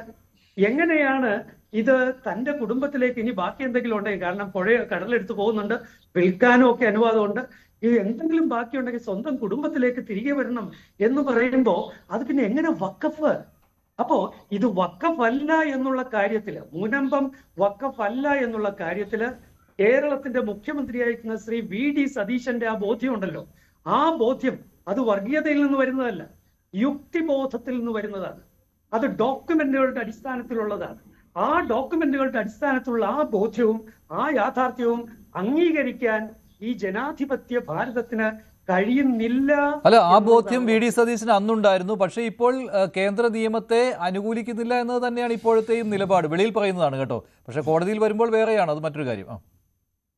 ഇത് നിയമത്തെ അനുകൂലിക്കുന്നില്ല. ഇത് ഒരു കാര്യം ഓർക്കണം, ഇടതായാലും വലതായാലും വഖഫ് ബോർഡായാലും ഇവരെല്ലാം ജനത്തിന്റെ കണ്ണിൽ പൊടിയിടാനാണ് ശ്രമിക്കുന്നത്. ഇവിടെ നിലവിലുള്ള നിയമം ഒന്നേ ഉള്ളൂ, അത് സെക്ഷൻ 14 ആണ്. ആ സെക്ഷൻ 14 അനുസരിച്ച് കോൺസ്റ്റിറ്റ്യൂട്ട് ചെയ്യാത്തൊരു വഖഫ് ബോർഡാണ് ഇപ്പോൾ നിലവിലുള്ളത്. ഇൻകംപ്ലീറ്റ് വഖഫ് ബോർഡ് എന്നല്ല, ഇല്ലീഗൽ വഖഫ് ബോർഡ് എന്നാണ് പറയേണ്ടത്. അതാണ് കൃത്യമായിട്ടുള്ള പ്രയോഗം, ഇല്ലീഗലി കോൺസ്റ്റിറ്റ്യൂട്ടഡ് വഖഫ് ബോർഡ്.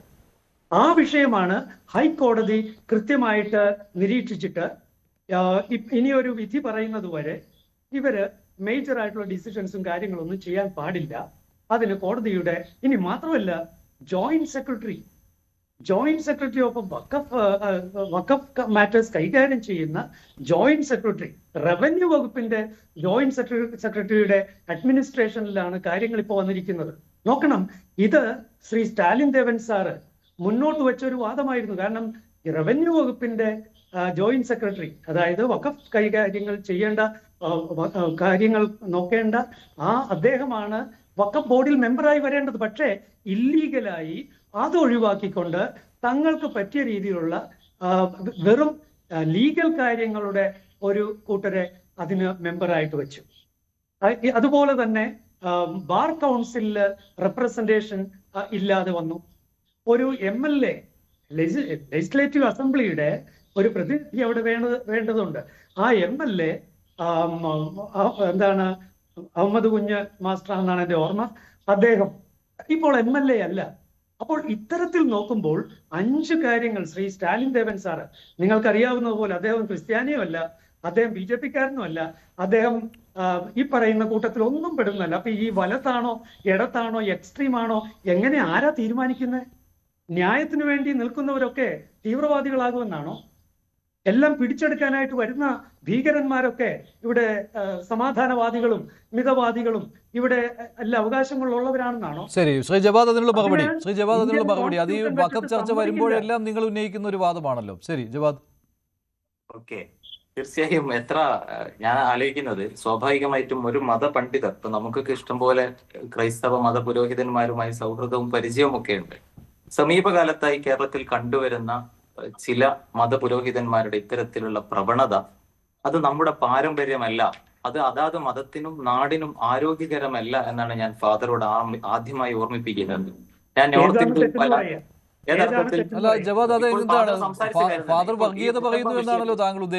ഓക്കെ, മുനമ്പം വിഷയത്തിൽ ഇവിടെയുള്ള മുസ്ലിം പണ്ഡിതന്മാർ അതിനോട് നടത്തിയ പ്രതികരണങ്ങൾ എത്ര മനോഹരമായിരുന്നു എന്ന് നിങ്ങൾ ശ്രദ്ധിച്ചിട്ടുണ്ടോ?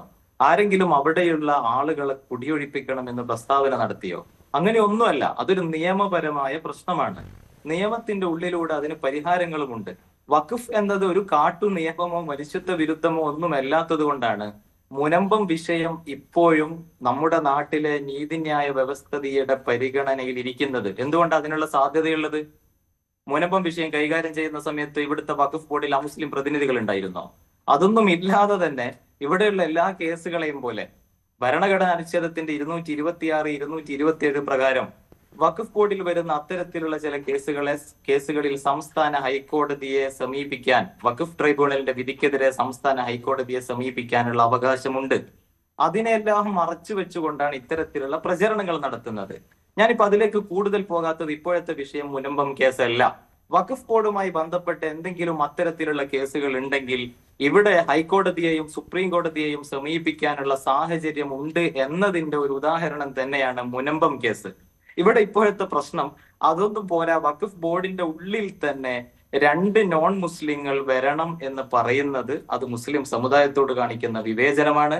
അത്തരത്തിലുള്ള പല വിവേചനങ്ങളും നിലവിൽ ഇന്ത്യയിൽ ക്രൈസ്തവ സഭകളും ക്രൈസ്തവ പുരോഹിതരും മതപ്രചാരകരും നേരിട്ടുകൊണ്ടിരിക്കുന്നുണ്ട് എന്ന വസ്തുത ഫാദറിന്റെ മനസ്സിൽ ഉണ്ടാകുന്നത് നല്ലതാണ്. ഇത് ഞങ്ങൾ മാത്രമല്ല, ക്രൈസ്തവ സമുദായവും ഇന്ത്യയിൽ കേന്ദ്ര ഭരണകൂടത്തിൽ നിന്ന് പല തരത്തിലുള്ള വേട്ടയാടലുകൾ നമുക്ക് വേണമെങ്കിൽ എണ്ണി ചർച്ച ചെയ്യാം. എനിക്കതിൽ ഫാദറിന്റെ നിലപാട് കൂടി കേൾക്കാൻ താല്പര്യമുണ്ട്.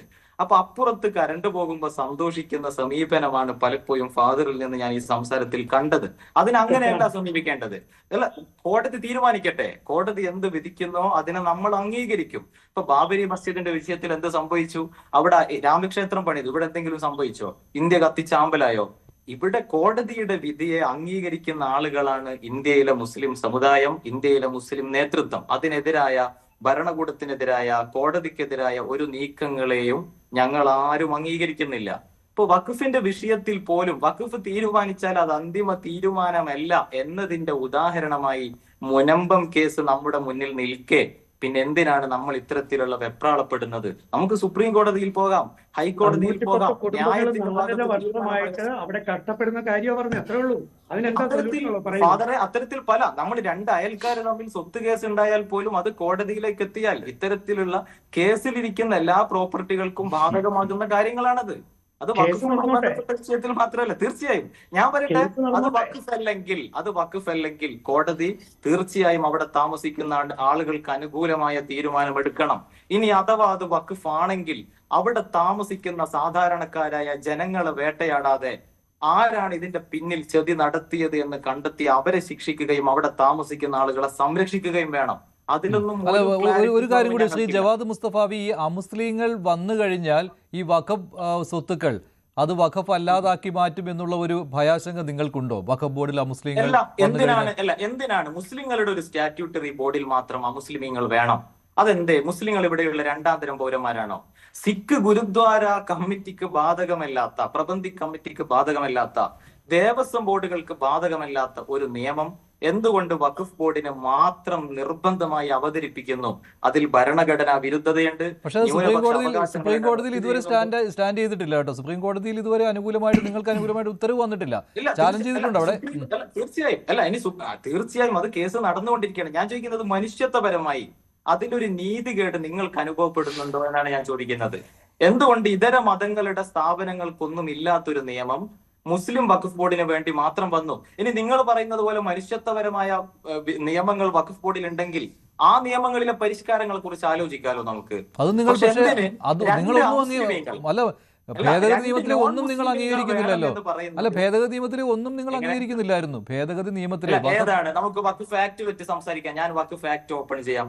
വഖഫ് ആക്ട് ഏതിനെയാണ് നിങ്ങൾ അനുകൂലിക്കുന്നത്? ഏതിനെയായിരുന്നു?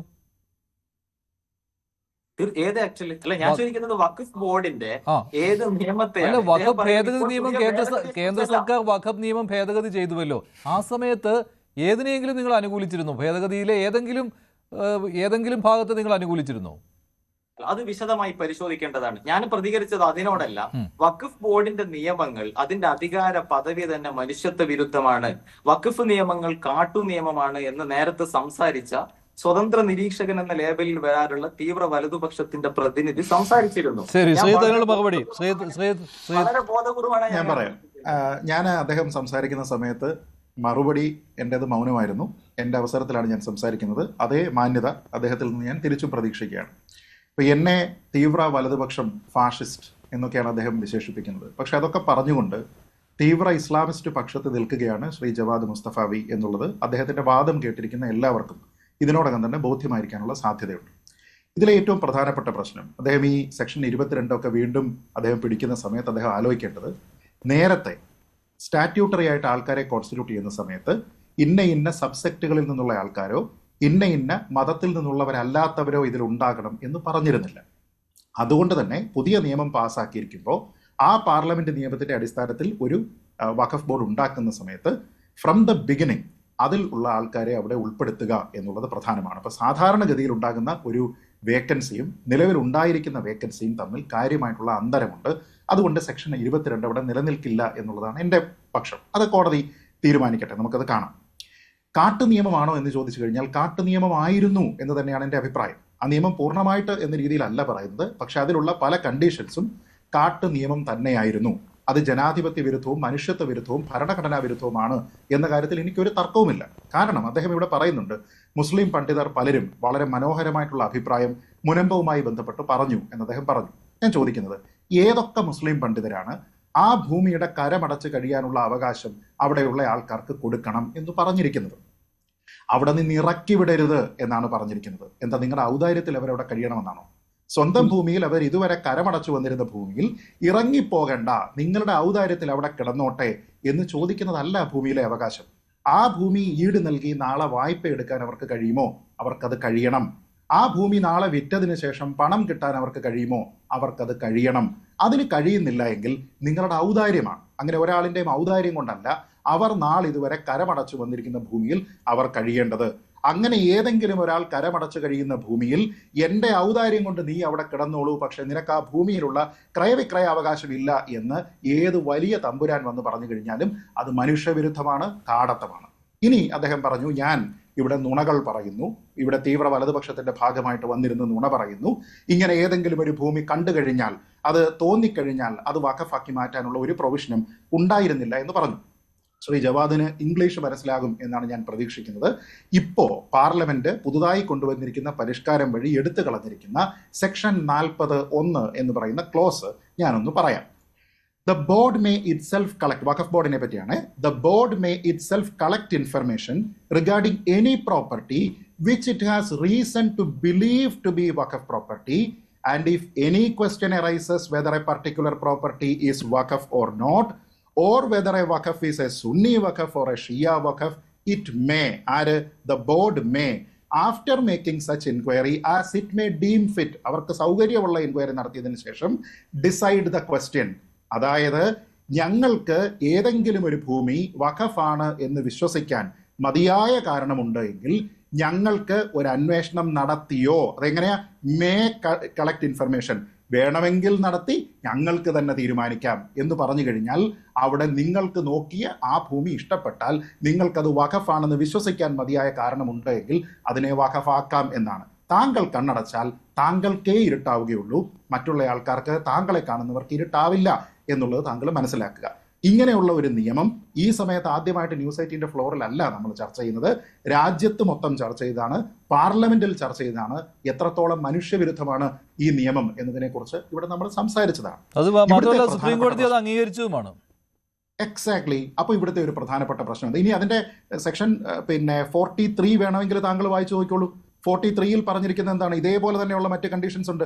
Where the board has a reason to believe that any property of a trust, അതായത് മറ്റ് ട്രസ്റ്റുകളുടെ ഭൂമി അത് ട്രസ്റ്റ് ആക്ട് അനുസരിച്ച് രജിസ്റ്റർ ചെയ്തിരിക്കുന്നതോ സൊസൈറ്റീസ് ആക്ട് അനുസരിച്ച് രജിസ്റ്റർ ചെയ്തിരിക്കുന്നതോ ആയിരിക്കുന്ന ഭൂമിയിലും if the board has any reason to believe that the property is a Waqf board. ഇതുകൊണ്ട് തന്നെയാണ് ഞാൻ ചോദിച്ചത്, ഭേദഗതി വന്ന സമയത്ത് നിങ്ങൾ ഏതെങ്കിലും ഭേദഗതിയെ അനുകൂലിച്ചിരുന്നോ എന്ന്. കാരണം നിങ്ങൾക്ക് അനുകൂലിക്കാൻ പറ്റില്ലായിരുന്നു. എക്സാക്ട്ലി. അല്ലെങ്കിൽ ജവാദ് പറയേണ്ടത് ശ്രീജിത്ത് പണിക്കർ കള്ളം പറയുന്നു എന്നല്ല, എന്തുകൊണ്ട് കള്ളം പറയുന്നു എന്ന് പറയണം. അതായത് ഈ പറഞ്ഞിരിക്കുന്നത് ഞാൻ ഉണ്ടാക്കിയിരിക്കുന്നതാണോ അതോ ഇതിന്റെ അർത്ഥം മറ്റൊന്നാണോ എന്ന് പറയണം. ഞാനും അത്യാവശ്യം ഇംഗ്ലീഷ് പഠിച്ചിട്ടുണ്ട്, താങ്കൾ പറയും, നമുക്ക് കേൾക്കാം, ഇവിടെയുള്ള നാട്ടുകാരെല്ലാം കേൾക്കാം, താങ്കളിൽ നിന്നല്ലല്ലോ ആദ്യമായിട്ട് കേൾക്കുന്നത്, പറയും. എന്നിട്ട് മറ്റേതും പറയണേ. അതായത് എത്ര മനുഷ്യത്വപരമായി ചിന്തിച്ചിരിക്കുന്ന എത്ര ഉസ്താദുമാർ, എത്ര മൗലവിമാർ, എത്ര മതപണ്ഡിതന്മാർ ഈ കരമടച്ച് അവിടെ കഴിയാനുള്ള പൂർണ്ണമായ വസ്തുവിലുള്ള അവകാശം മുനമ്പത്തുള്ള ആൾക്കാർക്ക് കൊടുക്കണമെന്ന് പറഞ്ഞു എന്നതുകൂടി പറയും. നമ്മളിൽ ആരാണ് ഫാഷിസ്റ്റ് എന്ന് കാണുന്നവർ തീരുമാനിക്കും. ഓക്കെ, അദ്ദേഹം 2 കാര്യങ്ങളാണ് ചോദിച്ചിട്ടുള്ളത്. അതിൽ ഒന്നാമത്തത്, അവിടെ താമസിക്കുന്ന ആളുകൾക്ക് കരമടച്ച് താമസിക്കാനുള്ള അനുമതി നൽകണം എന്ന് എത്ര പേര് പ്രഖ്യാപിച്ചു എന്നാണ്. അപ്പൊ ആ ചോദ്യം തന്നെ പ്രശ്നമാണ്. ഇവിടുത്തെ മുസ്ലിം പണ്ഡിതന്മാർക്ക് വന്നത് വഖഫ് ഭൂമിയല്ല, അവര് കരമടച്ച് താമസിക്കാനുള്ള അനുവാദം നൽകണം എന്ന് എങ്ങനെയാണ് പ്രഖ്യാപിക്കുക? ഇപ്പൊ വഖഫ് ഭൂമി അല്ല എന്നുള്ള തീരുമാനത്തിൽ നിങ്ങൾ എങ്ങനെ എത്തി? അത് വഖഫ് ഭൂമിയാണോ വഖഫ് ഭൂമിയല്ലേ എന്നത് സാങ്കേതികമായി പരിശോധിക്കേണ്ട ഒന്നാണ്.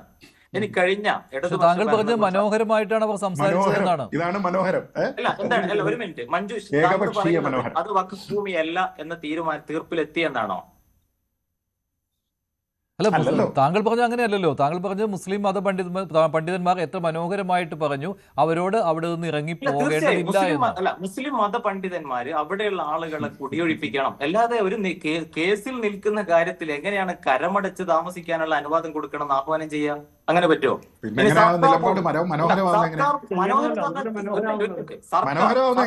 സർക്കാർ ഭൂമി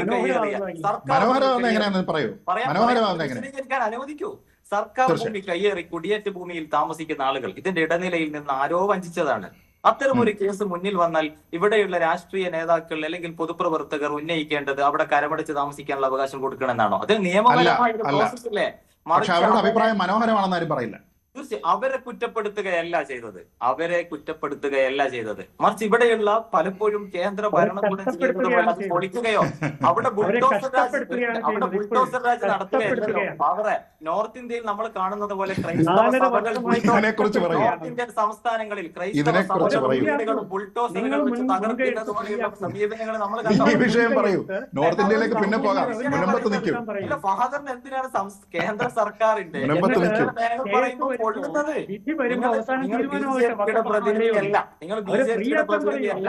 എന്നത് ആദ്യം മനസ്സിലാക്കുക. ഇവിടെ മുസ്ലിം പണ്ഡിതന്മാര് അതിന് നിയമത്തിന്റെ വഴിക്ക് പോകട്ടെ. തീർച്ചയായും അവിടെയുള്ള കുടിയേറ്റക്കാർക്ക് യാതൊരു തരത്തിലുള്ള അപകടവും വരുത്തരുത് എന്ന് ഇവിടെയുള്ള എല്ലാ ഉത്തരവാദപ്പെട്ട മതസംഘടനകളും കൃത്യമായി പ്രസ്താവിച്ചു. ജവാദിനെ രണ്ടാമത്തെ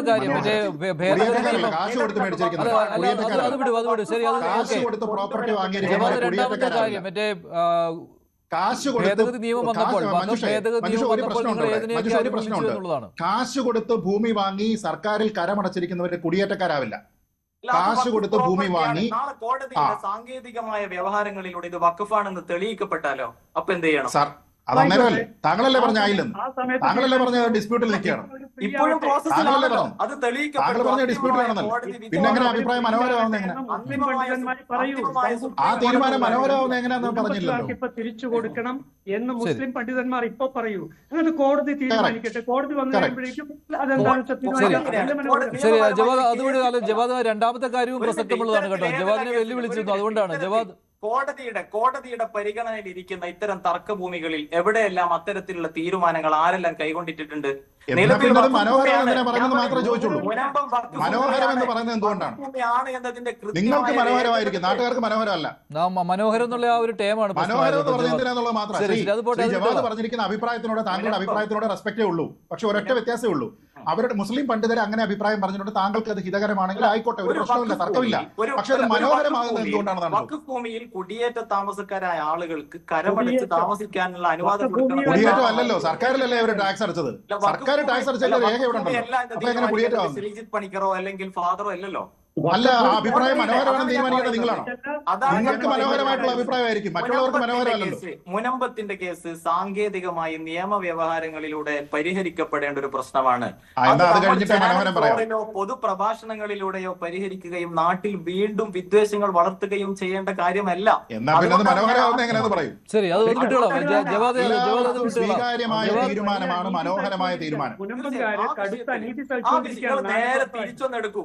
അനീതിയുള്ള ഒരു വിഷയത്തിലെ തീരുമാനം, ഏകപക്ഷീയമായ തീരുമാനം, നീതിക്ക് വിരുദ്ധമായ തീരുമാനം എങ്ങനെ മനോഹരമാവുക? ജനാധിപത്യത്തെ കുറിച്ച് സംസാരിച്ചാലല്ലേ ഞാൻ എങ്ങനെ മനോഹരമാവുക? ഇവിടെ ഏതെങ്കിലും യാതൊരു രേഖകളുമില്ലാത്ത, ഒരു തെളിവുകളുമില്ലാത്ത, കേവലം ഊഹക്കഥകളുടെ പേരിൽ, പുരാണ കഥകളുടെ പേരിൽ മുസ്ലിം ആരാധനാലയങ്ങൾക്ക് നേരെ അത്തരത്തിലുള്ള ആരോപണങ്ങൾ ഉന്നയിച്ചതിന് ശേഷം നമ്മൾ കണ്ട കാഴ്ചകൾ എന്തായിരുന്നു? അത്തരത്തിലുള്ള സമീപനമല്ല ഇവിടെയുള്ള സ്വീകരിക്കുന്നത് എന്നത് കേരളത്തിൽ ഇതുപോലെ ഏതെങ്കിലും ഇവിടെ സഭകളുടെ സ്വത്തുക്കളുമായി ബന്ധപ്പെട്ട കേസുകളില്ലേ, കയ്യേറ്റ കേസുകളില്ലേ, ഏതെങ്കിലും മുസ്ലിം പണ്ഡിത സഭകൾ ഇതുപോലെ ആ കേസിൽ കക്ഷി ചേരുന്നത് നിങ്ങൾ കണ്ടിട്ടുണ്ടോ?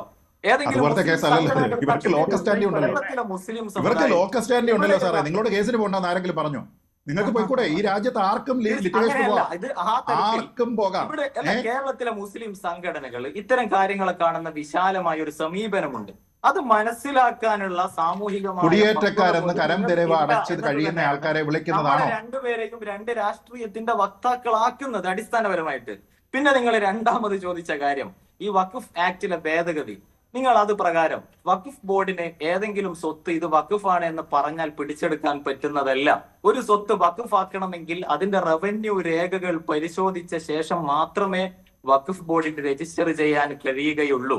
അല്ലാതെ നിങ്ങൾ പറയുന്നത് പോലെ ഏതെങ്കിലും ഒരാൾ വന്നിട്ട് ഇതെന്റെ ഭൂമി ഞാൻ പറഞ്ഞത് ആക്ട് ആണ് സാർ, ആക്ട് ആണ് വായിച്ചത്. ആ വായിച്ചിരിക്കുന്ന ആക്ടിന്റെ പഴയ നിയമം അങ്ങനെയായിരുന്നു ശ്രീ ജവാദ്. പഴയ നിയമം കാര്യമില്ല ശ്രീ പഴയ നിയമമാണ്. പഴയ നിയമം അങ്ങനെയായിരുന്നു. മുഴുവൻ അറിയാവുന്ന കാര്യമാണ്. സാഹചര്യത്തിൽ ഇന്ത്യ മുഴുവൻ എല്ലാവർക്കും അറിയാവുന്ന കാര്യം നിങ്ങൾ ന്യായീകരിച്ച് വെളുപ്പിക്കാൻ പറ്റില്ല. ഞാൻ സംസാരിക്കുമ്പോൾ എന്നെ ജവാദ്, കേന്ദ്രം കൊണ്ടുവന്ന ഒരു ആക്ട് എന്ന് പറയുന്നത് ഒരു വിശുദ്ധ പശുവൊന്നുമല്ല. ഒരു രാഷ്ട്രീയ താല്പര്യമുള്ള രാഷ്ട്രീയ അജണ്ടകളുള്ള ആക്ട് ആണ് വഖഫ്. അതൊക്കെ ആയിക്കോട്ടെ, അതൊക്കെ ആയിക്കോട്ടെ. അത് റീപ്ലേസ് ചെയ്തത് ഏത് കണ്ടീഷനെയാണ്? അത് റീപ്ലേസ് ചെയ്ത കണ്ടീഷൻ, ആ കണ്ടീഷൻ ഭേദഗതി വരുന്നതിന് മുമ്പാണോ അത് ജനാധിപത്യപരമായിട്ടുള്ള നിയമമായത് ഭേദഗതി വരുന്നതിന് അതിന് ശേഷമാണോ? അത് മാത്രമാണ് ചോദ്യം. അത് മാത്രമാണ് ചോദ്യം. നിങ്ങൾക്ക് ഇഫ് യു ഹാവ് ജനാധിപത്യപരമായത് ശരി ശ്രീധർ മനസ്സിലായി. ജവാദ് അത് ഭേദഗതിക്ക് മുൻപോ പിൻപോ ഒരു ആവശ്യവുമില്ലാത്ത ഇവിടെ നമ്മൾ ചർച്ച ചെയ്യുന്ന കാര്യങ്ങൾ തന്നെ എന്താണ്? ഇതാണ് ഒരു രാഷ്ട്രീയ ചർച്ച എന്ന് പറയുന്നത്. മുനമ്പം വിഷയം നമ്മൾ ചാനൽ ഫ്ലോറിൽ ഇരുന്ന് ചർച്ച ചെയ്യേണ്ട കാര്യമാണ്. ഇത്തരം ചർച്ചകളോട് തന്നെ എനിക്ക് വിയോജിപ്പാണ്. മറിച്ച് ഇവിടെ നിലവിൽ സംസ്ഥാന ഭരണകൂടം കാണിക്കുന്ന വൈരുദ്ധ്യാത്മകമായ സമീപനങ്ങളെ കുറിച്ച് ചർച്ച ചെയ്യുന്നതിൽ കേരളത്തിന്റെ രാഷ്ട്രീയ സാഹചര്യത്തിൽ ഒരു പ്രസക്തിയുണ്ട്. അതല്ലാതെ മുനമ്പത്തിന്റെ രേഖാപരമായ വിഷയം ഞാനും ഫാദറും ഇരുന്ന് ഇവിടുന്ന് ചർച്ച ചെയ്യേണ്ട കാര്യമല്ല. ശരി ഞാൻ ചർച്ച അവസാനിപ്പിക്കുകയാണ്. നന്ദി ജവാദ്. സമയം കഴിഞ്ഞു, അതുകൊണ്ടാണ് നന്ദി ജവാദ് മുസ്തഫാബി, ശ്രീ ഫാദർ ജോഷി മയ്യാറ്റിൽ, ശ്രീ പണിക്കർ. ഇന്നത്തെ ചോദ്യം ഇതായിരുന്നു: വഖഫ് ബോർഡിലെ അമുസ്ലിങ്ങളുടെ നിയമനത്തിന് സർക്കാർ അനുകൂലമെന്ന് 72% പ്രേക്ഷകർ, അല്ല എന്ന് 23%.